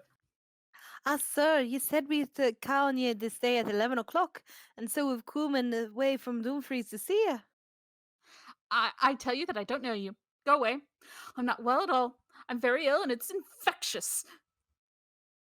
We fear no illness, sir. This is Mistress McFarlane, the good old mither, who'll cook the blows and boil the porridge and sit with ye, and nurse ye through your illness till the sad day ye die. Angus wipes his eye, and Cheviot, who's still sitting there like a dipshit, pokes a hole with his fucking finger through the newspaper and reconnoiters unobserved. And this is Meg, my own lass Meg. Attractive girl, very. I remember her perfectly. And this is Angus McAllister, who's going to marry her, and it'll be mair than a son to me. Oh, mother, dinna say it, for ye bring the teardrop to my ee. And it's no canny for a strong man to be blithering and soughing like a poor weak lassie. This precious boy wipes his eye again, and he and Miss McFarlane sit. Meanwhile, Maggie advances to the hole in the newspaper and peeps through. Oh, Midda! She staggers back into Angus's arms. Meg? Meg, my wee lord Meg, my wee wifey that is to be, tell me what's wrong with ye. Oh, Midda, it's him, the noble gentleman I plied my troth to thee weary months ago. The gallant Englishman who gave Angus £12 to give me up. It's the coward Sassenach who'll nigh broke Meg's heart. It's my lass. Dinna greet. Maybe I'll marry you yet. Here's another. Does anyone else want to marry me? Don't be shy. You, ma'am, you're a fine one. Has you as the shy to try your luck? Aye, sir, I dinna ken your name, but your bonny face ha lived in my twine, sleeping and waking, 3 weary months. Oh, sir, ye should na have deceived the trusting, simple lowland lassie. 'Twas na weel done, 'twas na weel done. Maggie is now weeping on Cheviot's shoulder, and he puts his arm around her waist. My good girl, well, what do you wish me to do? I remember you now perfectly. I did admire you very much. In fact, I still do. You're a very charming girl. Let us talk this over calmly and quietly. Maggie moves away. No, you needn't go. You can stop there if you like. There, my dear. She is a charming girl. I really begin to think, no, damn it, Cheviot, not today. Oh, Miller, he told me he loved me. So I did. The fact is, when I fell in love with you, don't go, my pretty bird. I quite forgot I was engaged. There. I thought that at the time you were the tree upon which the fruit of my heart was growing, but I was mistaken. Don't go. You needn't go on that account. It was another tree. Oh, Miller, it was not a tree. Maggie's now back, weeping on Cheviot's shoulder. Another tree. Miss McFarlane is now weeping on Angus's shoulder. Dinner, mother, dinner. I cannot bear it. Angus is just fucking weeping. Yeah, yes, it was another tree. You can remain there for the present. In point of fact, it was growing on both trees. I didn't know how it was, but it seems to grow on many a tree. A perfect orchard, and you are one of them, my dear. Come, don't fret. You are one of them. The same people enter and witness the weeping. Cheviot! What is all this? Cheviot rapidly refers to a piece of paper given to him by Miss McFarlane. 24 pairs of socks, 2 shirts, 37 collars, 1 sheet, 44 nightshirts, 22 flannel waistcoats, 1 white tie. Ridiculous, quite ridiculous. I won't pay it. Cheviot, who is this person who was found hanging on your neck? Say she is somebody, for instance, your sister or your aunt. Oh, Cheviot, say she is your aunt, I implore you. The 3 cottagers curtsy and bow to Minnie. Cheviot, say she is your aunt, I command you. Oh, Oh, I beg your pardon. I didn't see you. These ladies are are my washerwomen. Allow me to introduce them. They have come for the small account. Maggie, who has been sewing through this, throws herself hysterically onto Cheviot's bosom. There's a discrepancy in the items. 22 flannel waistcoats are ridiculous, and in short, some washerwomen are like this when they're contradicted. They can't help it. It's something in the suds. It undermines their constitution. Cheviot, I should like to believe you, but it seems scarcely credible. Oh, sir, he's now willing to tell ye truly. I'm the poor lowland lassie that he stole the heart of out of 3 months ago and promised to marry, and I loved him so well, and now he's married to another. Nothing of the kind. You are mistaken, and so is your mother. He is not yet married to another. Why, sir, it took place before my very own eyes, before us, to a beautiful lady 3 months since. Cheviot, say that this is not true. Say the beautiful lady was somebody, for instance, your aunt. Oh, say she was your aunt, I implore you. Cheviot, say she was your aunt, I command you. Minnie, Cyprison, don't believe him. It was no marriage. I don't even know the lady's name. I never saw her before. I've never seen her since.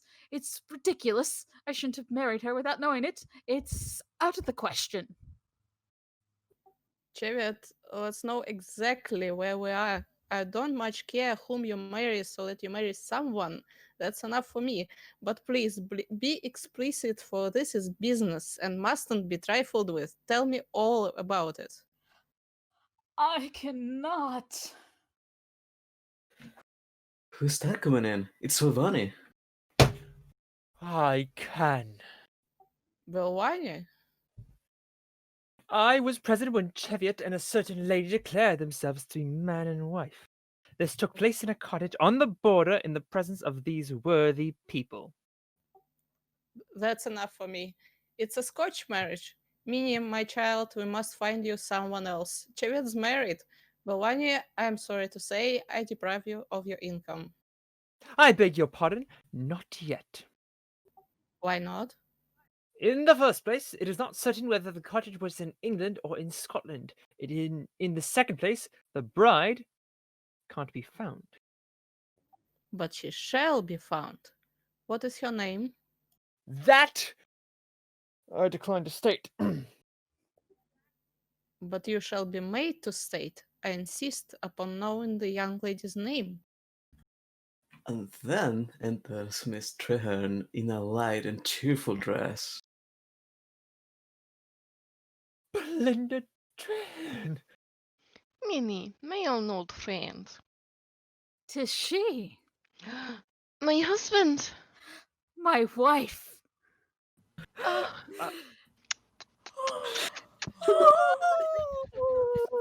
Sweetie. Miss Treherne throws herself at Cheviot's feet, kissing his hands rapturously. Belvani staggers back. Minnie faints in her father's arms. Maggie sobs on Angus's breast. Mwah. Act 3. 3 days have passed, and Belvani is discovered with Miss Treherne and Minnie. He is singing to them. Miss Treherne is leaning romantically on the piano. Minnie is seated on a stool.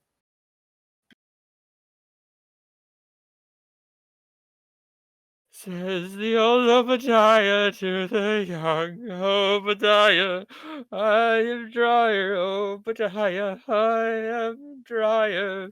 I am drier. Says the young Obadiah to the old Obadiah, I'm on fire, Obadiah, I'm on fire. I'm on fire. Oh, thank you, Mr. Belvani. How sweetly pretty that is. Where can I get it? How marvellous is the power of melody over the soul that is fretted and harassed by anxiety and doubt. I can understand how valuable must have been the troubadours of old in the troublous times of anarchy. Your song hath soothed me, sir. I am indeed glad to think that I have comforted you a little, dear ladies.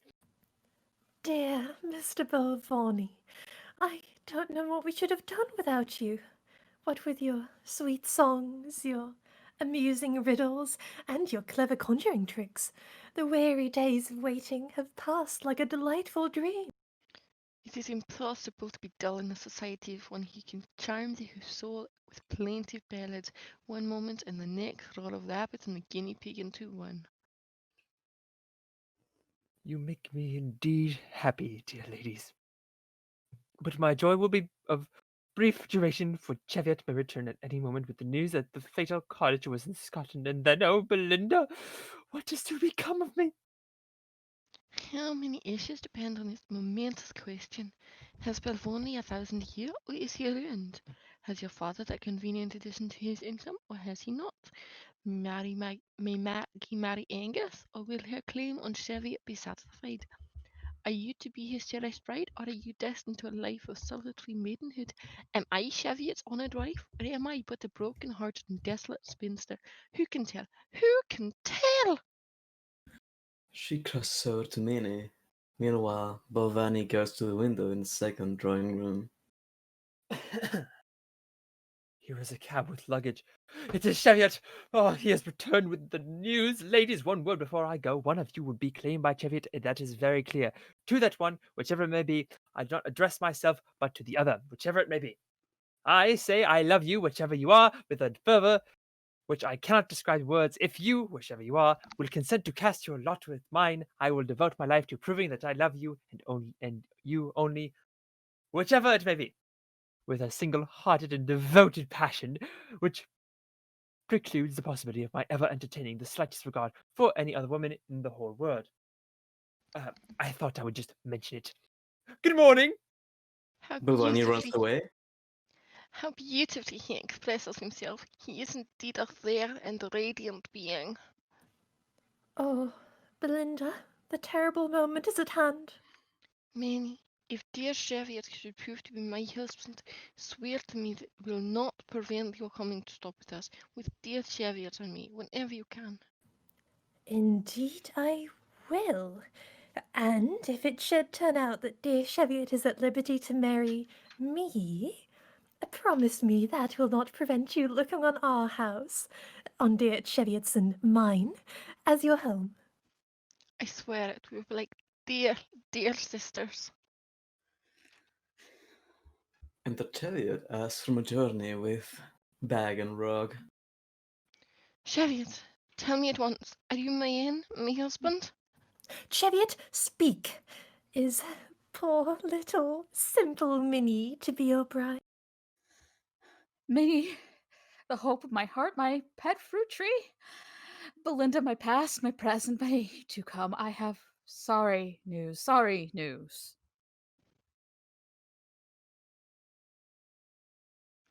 Sorry news, then I am not his wife. Sorry news. Then she is his wife. My dear girls, my very dear girls, my journey has been fruitless. I have no information. No information? No information? None. The McQuigskaggy has gone abroad. Oh! Both ladies fall weeping. More weary waiting. So much weeping. Oh, my breaking heart. Oh, my poor bruised and breaking heart. We must be patient, dear Belinda, Minnie, my own. We must be patient after all. The situation is so terrible. Is the situation so very terrible? Each of you has an even chance of becoming my wife, and in the meantime, I look upon myself as engaged to both of you. I shall make no distinction. I shall love both of you fondly, and you shall both love me. My affection shall be divided equally between you, and we shall be as happy as three little birds. You're very kind and thoughtful, dear Cheviot. I believe, in my simple little way, that you are the very best man in the whole world. Oh no, no, no. Ah, but do let me think so. It makes me so happy to think so. Does it? Well, be it so. Perhaps I am. And now tell me, how has the time passed since I left? How have my darlings been dull? We should have been dull indeed, but for the airy Belvuni, the sprightly creature has done his best to make the lagging hours fly. He is an entertaining rattlesnake, I should say, a rattletrap. Oh, is he so? Bivani has been making the hours fly, has he? I'll make him fly when I catch him. Oh, his conjuring tricks are wonderful. Confound his conjuring tricks. Have you seen him bring a live hen, 2 hairbrushes, and a pound of half of fresh butter out of his pocket handkerchief? No, I have not had that advantage. It is a thrilling sight. So I would be disposed to imagine pretty goings on in my absence. You seem to forget that you are 2 girls engaged to be married to me.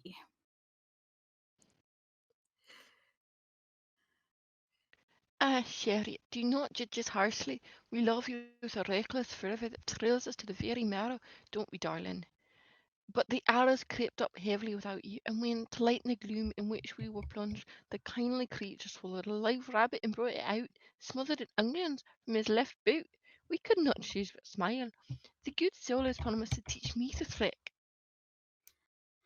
Has he? That's his confounded impudence. Now, once and for all, I have nothing of this kind.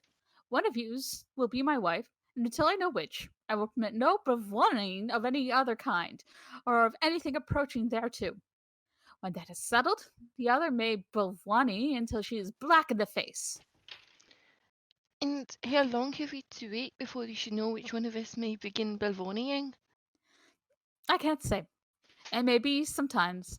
The McQuibiskaki has gone to Central Africa. No one can reach him, and he will not return for 6 years. 6 years? I cannot wait 6 years. Why, in 6 years I shall be 28. 6 years? Why, in 6 years the statute of limitations will come in, and he can renounce us both. True, you're quite right. Xavier, I really loved you madly, desperately, as other women never loved another man. This poor inexperienced child who clings to me as the ivy clings to the oak, also loves you as a woman never loved before her.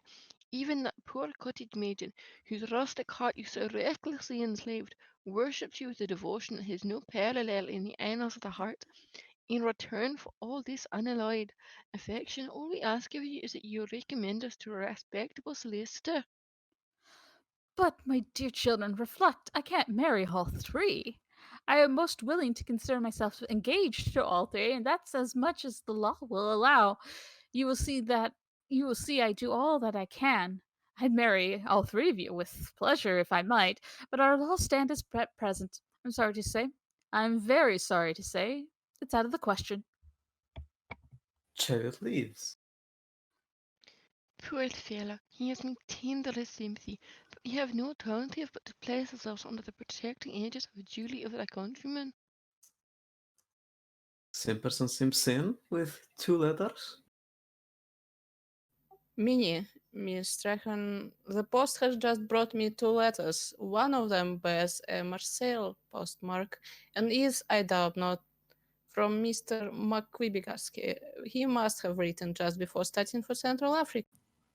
From the McQuibigaski? Oh, read, read.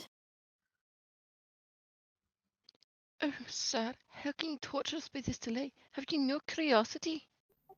Well, my dear, very little on this point. You see, it don't much matter to me whom Cheviot marries, so that he marries someone, that's enough for me.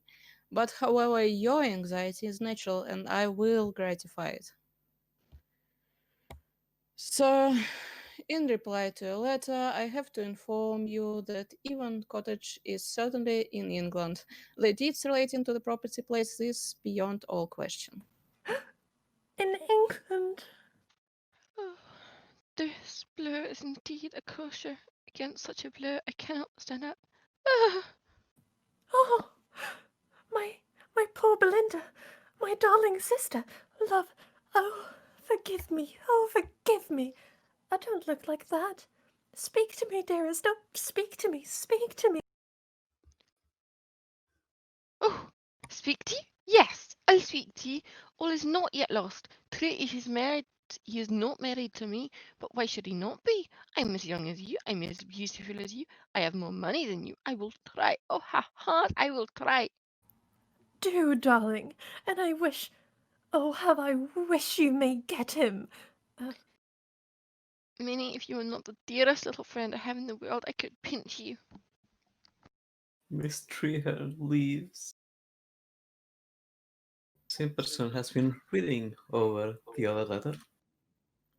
Dear me, how terrible. What is terrible, dear papa? Belvani writes to tell me the indestructible bank stopped payment yesterday and Cheviot's shares are waste paper. Well, upon my word, there's an end of him. An end of him? What do you mean? You're not going to throw him over? Dear papa, I am sorry to disappoint you, but unless your Tom Tit is very much mistaken, the Indestructible was not registered under the Joint Stock Companies Act of 62, and in that case the shareholders are jointly and severally liable to the whole extent of their available capital. Poor little Minnie don't pretend to have a business head, but she's not quite such a little donkey as that, dear papa. You declined to marry him.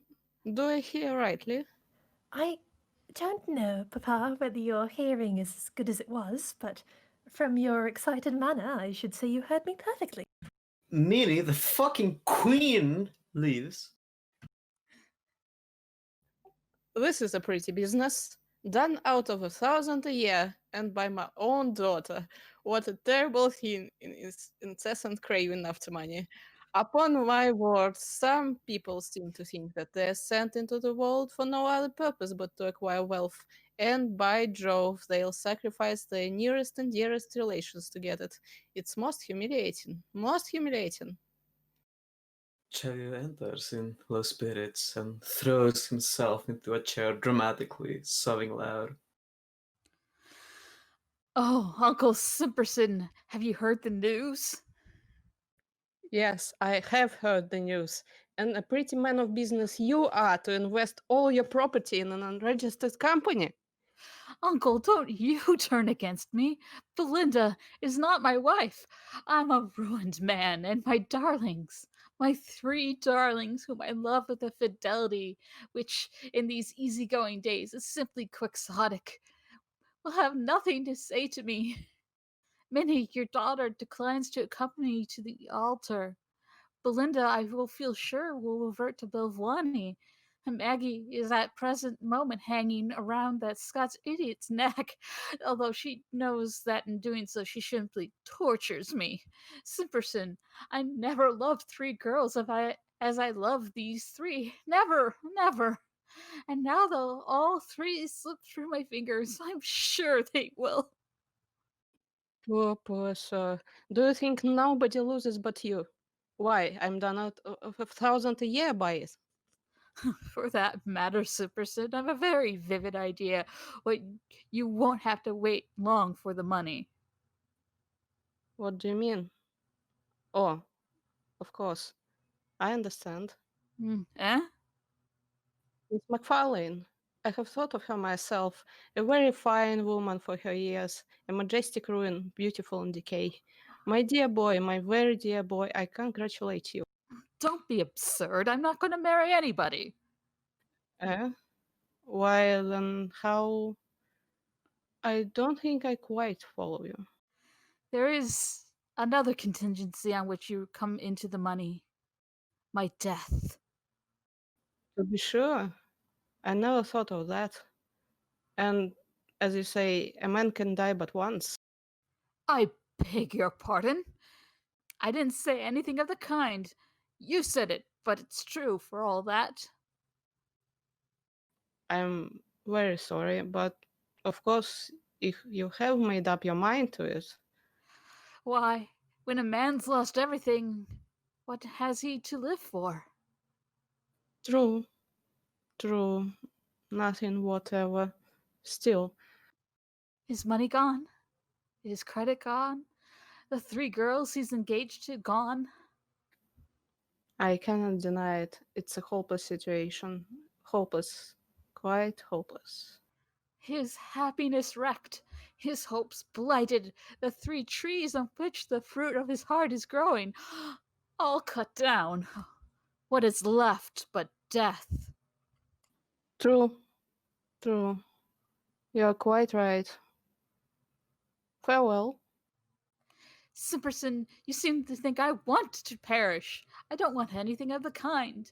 I'd much rather live. Upon my soul, I would, if I could think of some reason for living. Simperson, can't you think of something to check the heroic impulse at which is at this moment doing me to a miserable fate? Something. Of course I can. Say that you throw yourself into the Serpentine, which is handy. Well, it's an easy way of going out of the world, I'm told. Rather pleasant than otherwise, I believe. Quite an agreeable sensation, I'm given to understand.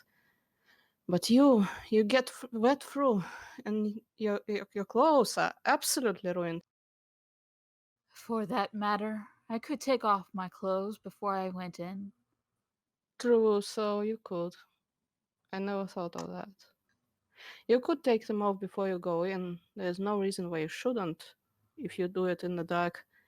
And that objection falls to the ground. Cheviot, my lion-hearted boy, it's impossible to resist your arguments. They're absolutely convincing. Simperson shakes his head and exits. Good fellow, Simperson. I like a man who's open to conviction. But it's no use. My attractions are gone. I cannot live unless I feel I'm fascinating. Still, there's one chance left. Belinda. I haven't tried her. Perhaps, after all, she loved me for myself alone. It isn't likely, but it's barely possible. Out of the question. You are too late. I represented to her that you are never likely to induce anyone to marry you now that you are penniless. She felt that my income was secure, and she gave me her hand and her heart. Then all is lost. My last chance is gone, and the irrevocable die is cast. Be happy with her, Bhavani. Be happy with her. Happy? You shall dine with us after our honeymoon and judge for yourself.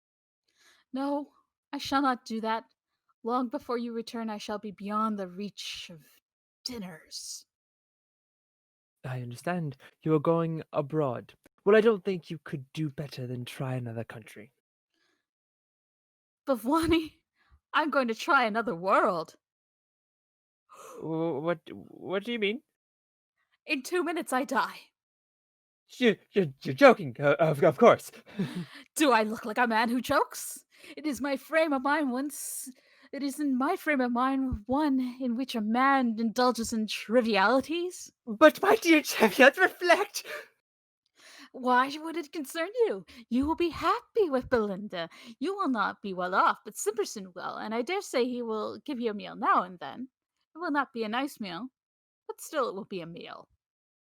Cheviot, you mustn't do this. Pray, reflect. The interests of magnitude depending on your existence.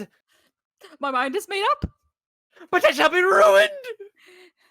There is Belinda's fortune. She would have me if I'm ruined. Dear Cheviot, don't do it. It's culpable. It's wrong. Life is valueless to me without Belinda. You shall have Belinda. She is very much to me, but she is not everything. Your life is very dear to me, and when I think of our old friendship, Cheviot, you shall have anything you like, if you only consent to live. If I thought you were in earnest, but no. In earnest? Of course I'm in earnest. Why, what's the use of Belinda to me if I'm ruined? Why, she would look at me. But perhaps if I'm ruined, she wouldn't look at me. Jared, I'll confess all. If you'll only live, you are not ruined. Not ruined. Not ruined. I invented the statement. You invented the statement? My dear friend, my very dear friend, I'm very much obliged to you. Oh, thank you 1,000 times. Oh, Buvwani, you have made me very, very happy. Jared sobs on his shoulders, then suddenly springs up. But what the devil did you mean by circulating such a report about me? How dared you do it, sir? Answer me that, sir. I did it to gain Belinda's love. I knew that the unselfish creature loved you for your wealth alone. It was a liberty, sir. It was a liberty. To put it mildly, it was a liberty. It was. You're quite right. That's the word for it. It was a liberty. But I'll go and undeceive her at once. Bhavani leaves. Well, as I recovered my fortune, and with it my tree, I'm about to be the happiest fellow in the world. My money, my mistress's money are all my own. I believe I shall go mad with joy. Same person walks in deep black. He walks pensively and simply with a white handkerchief to his mouth. What's the matter? Hello. You're still alive. Alive? Yes. Why? Is there something wrong? No, my dear young friend. These clothes are symbolical. They represent my state of mind. After a terrible threat, which I cannot doubt you intend to put at once into execution. My dear uncle, this is very touching. This unmans me. But cheer up, dear old friend. I have good news for you. Good news? What do you mean? I'm about to remove the weight of sorrow which hangs so heavily at your heart. Resume your fancy check trousers. I have consented to live. Consented to live? Why, sir, this is confounded trifling. I don't understand this line of conduct at all. You resign yourself to your fate. Your friends are dreadfully shocked at first, but eventually their minds become reconciled to the prospect of losing you. They become resigned, even cheerful, and when they have brought themselves to this Christian state of mind, you coolly inform them that you have changed your mind and mean to live. It's not business, sir. It's not business. But, my dear uncle, I've nothing to die for. I'm a rich man, and Belinda will no doubt accept me with joy and gratitude. Belinda will do nothing of the kind. She has just left the house with Belvani in a cab and under the most affectionate circumstances. Left with Belvani? Where have they gone? I don't know. Very likely to get married. Married? Yes, before the registrar. I've been sold. I see that now. Belvani has done me. But I'm not the kind of man who stands for such treatment quality. Belvani has found his match. Simperson, they may get married, but they shall not be happy. I'll be revenged on them before they're 24 hours older. She marries him because she thinks his income is secure. I'll show her she's wrong. I won't disappear. I'll do worse. What? I'll marry. Marry? Anybody. I don't care who it is. Will Minnie do? Minnie will do. Send her up here. In one moment, my dear boy, in one moment. Mr. Simpson leaves in a hurry. Belinda alone in a cab with Belvani? It's maddening to think of it. He's got his arm around her waist at this moment, if I know anything of human nature. I can't stand it. I cannot, and I will not stand it. I'll write at once to the registrar and tell him she's married. Oh, why am I constant by disposition? Why is it Why is it when I love a girl, I can think of no other girl but that girl? Whereas when a girl loves me, she seems to entertain the same degree of affection for mankind at large. I'll never be constant again. Henceforth, I fascinate, but to deceive. Minnie comes in. Mr. Cheviot Hill, Papa tells me that you wish to speak to me. Ah, I do. Miss Simperson, I have no time to beat around the bush. I must come around to the point at once. You rejected me a short time since. I will not pretend that I am pleased with you for rejecting me. On the contrary, I think it was in the worst taste. However, let bygones be bygones. Unforeseen circumstances render it necessary that I should marry at once, and you'll do. An early answer will be esteemed as this is business.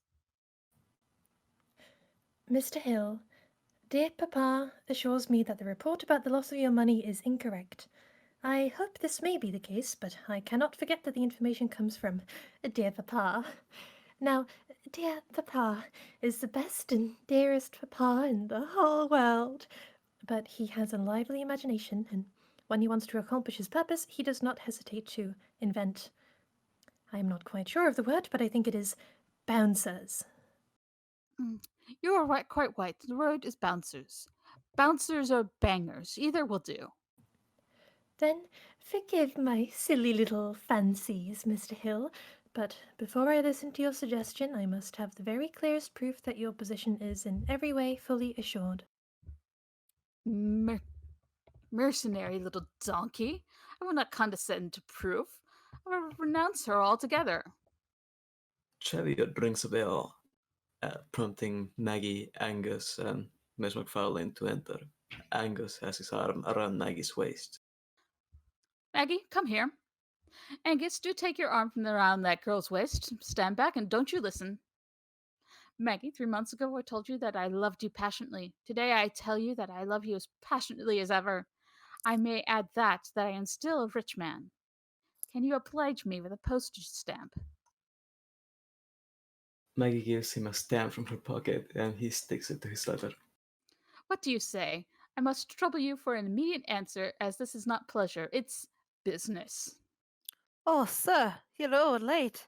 Oh, Master Cheviot, if only I'd kenned it before. Oh, sir, I love you right well. The blood of my heart is inside, nigh so dear to me as thou. Oh, Cheviot, my own old loved, my own old love. Pure lassie. It's just the draws the water from my eye to hear her. Oh, mither, my heart is just breaking. But why is it too late? You say that you love me. I offered to marry you. My station in life is at least equal to your own. What is to prevent our union? Oh, sir, your own cool guide to poor little Maggie. But you're too late, for she's placed the matter in her solicitor's hands, and he tells her that an action for breach will just bring damages to the tune of £1,000. There's a laddie waiting outside noo to serve the bonny writ on ye. No one will marry me. There is a curse upon me, a curse upon me. No one will marry me, no one. See there, sir. There's many a woman, nae young, soft, foolish lassie, neither, but grown women of sober age, who'd be mair mither than a wife to you. And that's what you want, poor laddie, for you're no equal to taking care of yourself. Mrs. McFarlane, you are right. I'm a man of quick impulse. I see, I feel, I speak. You are the tree upon which, that is to say, no, damn it. I can't. One must draw the line somewhere. He turns from her with disgust, and Miss Treherne and Bevani enter, followed by the scene people. Belinda, can I believe my eyes? You have returned to me. You have not gone off with Pavani after all? Thank heaven, thank heaven. I thought that as I came in, I heard you say something about a tree. You are right. As I entered, I was remarking I am a man of quick impulse. I see, I feel, I speak. I have 2,000 a year, and I love you passionately. I lay my hand, my heart, and my income all together in one lot, at your feet. Cheviot, I love you with an irresistible fervour that seems to permeate my very existence. I love you as I never loved man before, and as I can never hope to love man again. But in the belief that you are doomed, I went with my own adored Bavoni before the registrar, and that register has just made us one. She turns affectionately to Vavani, who embraces Miss Treherne after cocking Chariot once again. Bless him for it. Bless him for it. One word. I have not yet seen the letter that blights my earthly hopes. For form's sake, I trust I may be permitted to cast my eye over that document. As a matter of business, that's all. Certainly. Here it is. You will find the situation of the cottage described in unmistakable terms. He hands the letter to Chariot. In reply to your letter, I have to inform you that Evan Cottage is certainly in England. The deeds relating to the property place this beyond all question. Thank you. I am satisfied.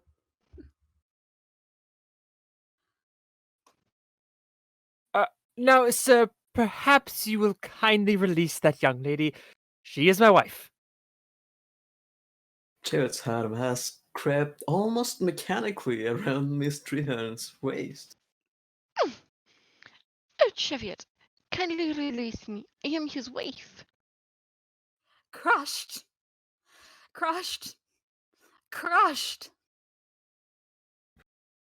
Simperson, in a dash of brilliance, looks over his shoulder at the letter and reads, Turn over. Why should I? What good would it do? Oh, I see. Beg your pardon. turns over the Hello? page. Hello? What? What? P.S. I may add that the border runs through the property. The cottage is undoubtedly in England, though the garden is in Scotland. And we are married in the garden? Belinda, we were married in the garden. Miss Treherne dumps Bhavani and turns affectionately to Chariot, who embraces her. Belinda, stop a bit. Don't leave me like this. Belvani, I love you with an intensity of devotion I firmly believe will last while I live, but dear Cheviot is my husband now. He has a claim upon me which it would be impossible, nay, criminal to resist. Farewell, Belvani. Minnie may yet be yours. Bhavani turns sighing to Nini, who comforts him.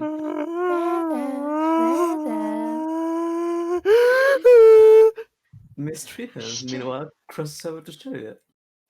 Cheviot, my husband, my unowned love, if the devotion of a lifetime can atone for the misery of the last few days, it is yours, with every wifely sentiment of pride, gratitude, admiration, and love. My own, tender blossom of my budding hopes, star of my life, essence of happiness, tree upon which the fruit of my heart is growing, my past, my present, my to come. Picture Chariot embracing Miss Treherne. Belvani, the cock, is being comforted by Minnie. Angus is solacing Maggie. And Miss McFarlane is reposing on Mr. Simp Person's bosom. The end. Thanks, I hate it. Oh my god. Thank you so much for watching. Thank you. Yeah, this is a good one. Wow. That was a Apologies very for funny the. one. My girlfriend clapping Oh, in the background. God. Oh hell yeah! We've Hell been yeah! at it for like 4 hours now. We have. If I Um, if I Send never chat for my sleep schedule. What Yes. seems What's to the be good? time where you are? It's 3:30 in the morning. Oh my Oh, god. Go Jesus. to sleep. Okay, I think some let's people want wrap to go this to up. bed. Hold on. First of all, we're really sorry about the technical difficulties. We'll get that fixed in post, maybe. It's Croak. It happens. Yeah. But now let's I can how about we go through the cast real quick, shall we? Going from the top, we have Akane, who played Minnie. Hi. I'm Akane. I suggested these plays originally, and it was an absolute delight to hear both of them, both Pygmalion and Galatea, and this one performed with this lovely, lovely, wonderful cast. So thank you all so much for making my dream plays happen. And follow Croakspeare on Twitter and Twitch and get updates for when we stream next time, which will hopefully be soon. And also follow at JellicleBot on Twitter, which is, as I've been asked to plug, is a tiny useless bot that automatically generates names from Cats the movie 2019 using machine learning. Completely useless. Anyway, thank you all so much for participating and watching, and see you for the next Crook. Hell yeah. Next we have Casper, who played Bhavani. You think I'd by now know what I want to say to these things, but I don't. Hi, I'm Casper. I'm a wannabe voice actor. I am currently, while quarantine's been going on, I've been running a script, so hopefully that will be picked up in the future by some major company. So if that does happen, Hell yeah. you people will be the first to know. I love Croakspeare, and I love the community and how supporting they've been through some of the weirdest times of everyone's lives.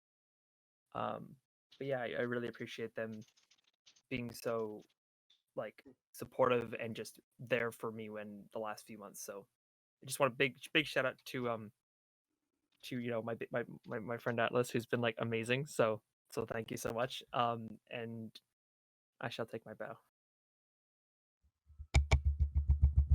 All right. Oh, also cat pictures on Casper Grimshaw 7 on Instagram. I Oh, yeah. always Cat pictures.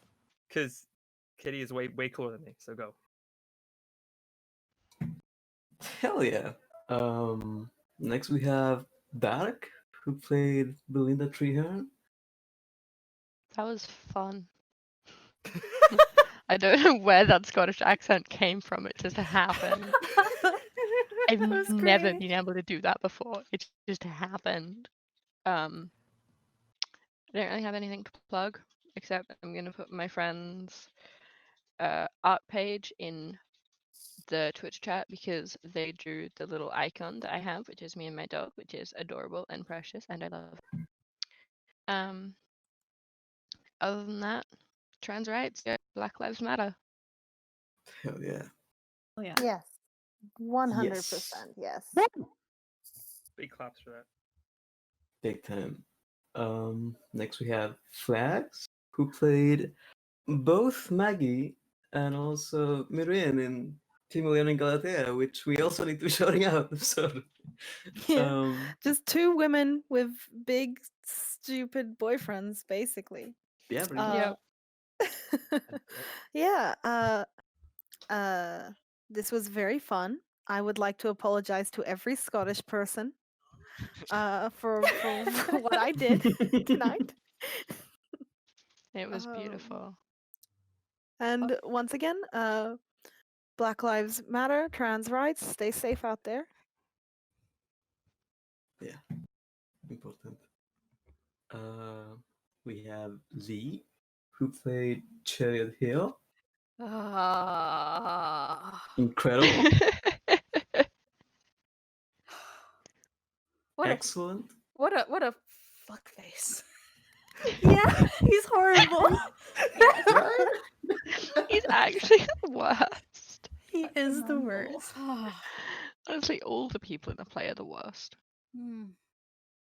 Yeah, well, I don't have anything to plug, but if I never want to say anything about fruit and trees, my past, present, or to come ever again.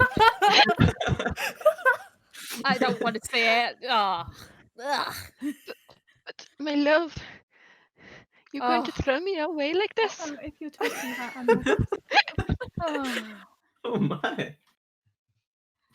We're getting the sequel written here live in voice. Oh no, Yeah, please right no. now.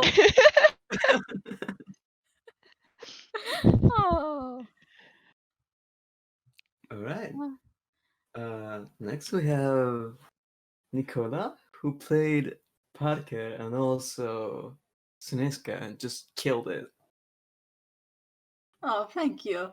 I don't have anything to plug other than the biggest trans rights and Black Lives Matter, because they really do.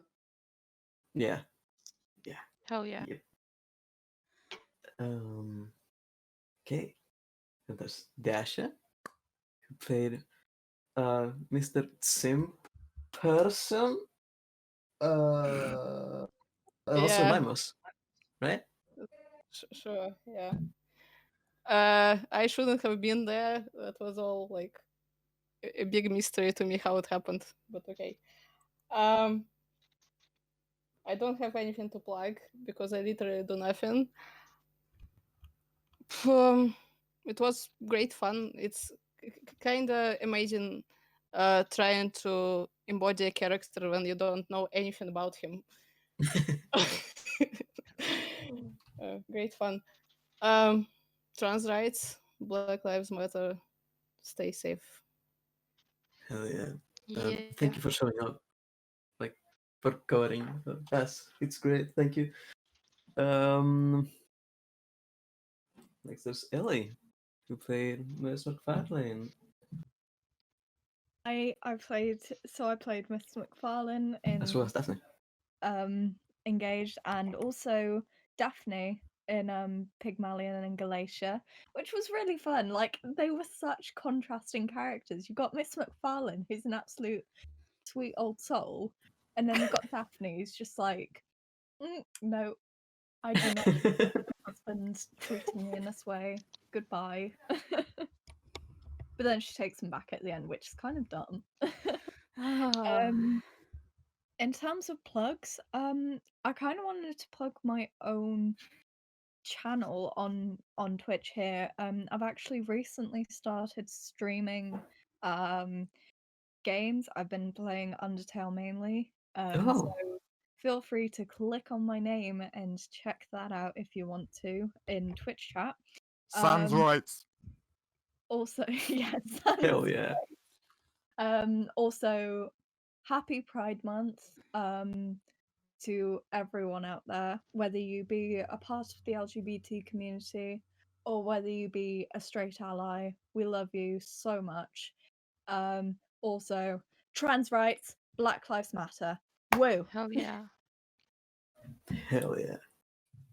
Then we have Sarah, who was our narrator for Pygmalion and Galatea, and also precious boy Angus McAllister. Yeah, so I'm Sarah. I was the beautiful, humble, and brave and courageous narrator for the first half of this stream. You can find me under the bed, in the closet, in hollowed out trees sometimes. Sometimes I just run through the woods, so look out for that.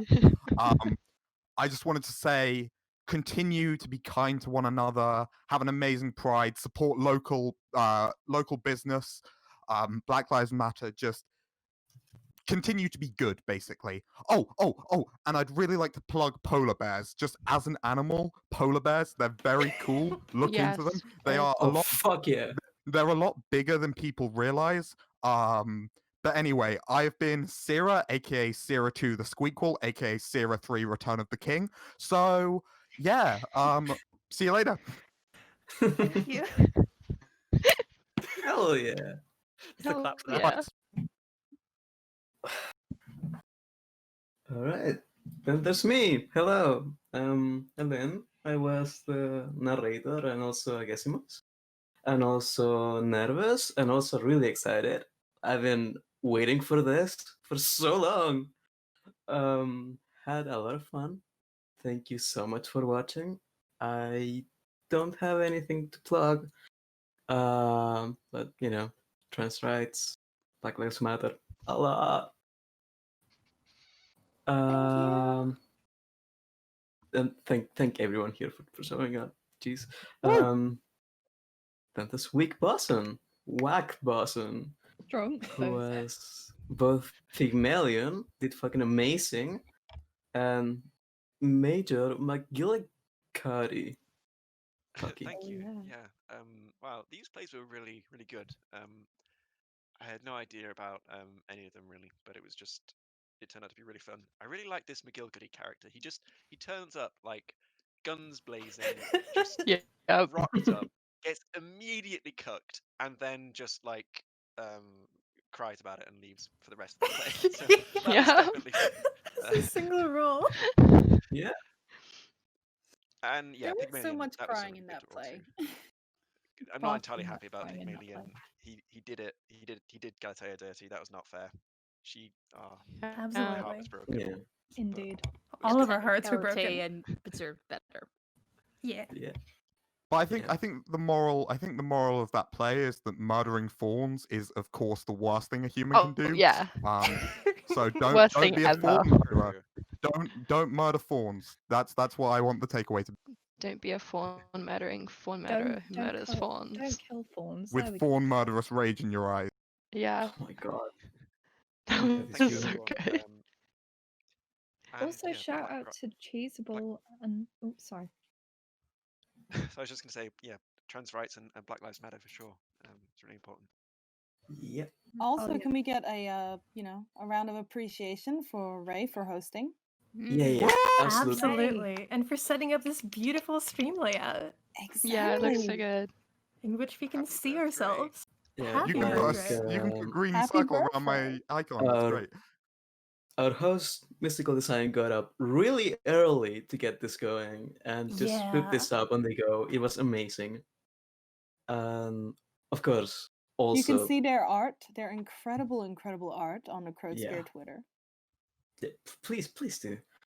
Not to forget, Miss Cheesable, who was Galatea. And we need to also shout out because she did amazing. Yeah. Oh yeah. Yeah.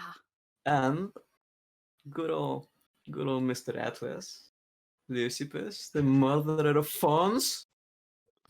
Yes. God. Fucking fawn murderer. How could this be? How dare you? How dare you murder these fawns? You'll never be forgiven, Atlas. I'm so sorry to break it to you.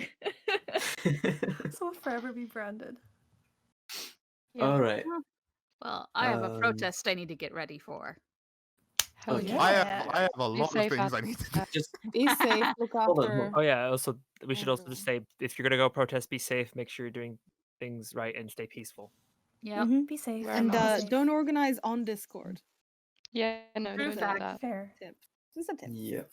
Also, look up how to survive tear gas. That's also a good thing to do. Oh, and don't Yeah. wear contacts. Yes. Yeah, Yes. no. Don't wear contacts. Yeah. So I was in the military and I've experienced the tear gas before, so yeah, I know how it is. Pretty sure it's milk Yeah. for tear gas, but absolutely not milk for pepper spray, from what I've heard. All right.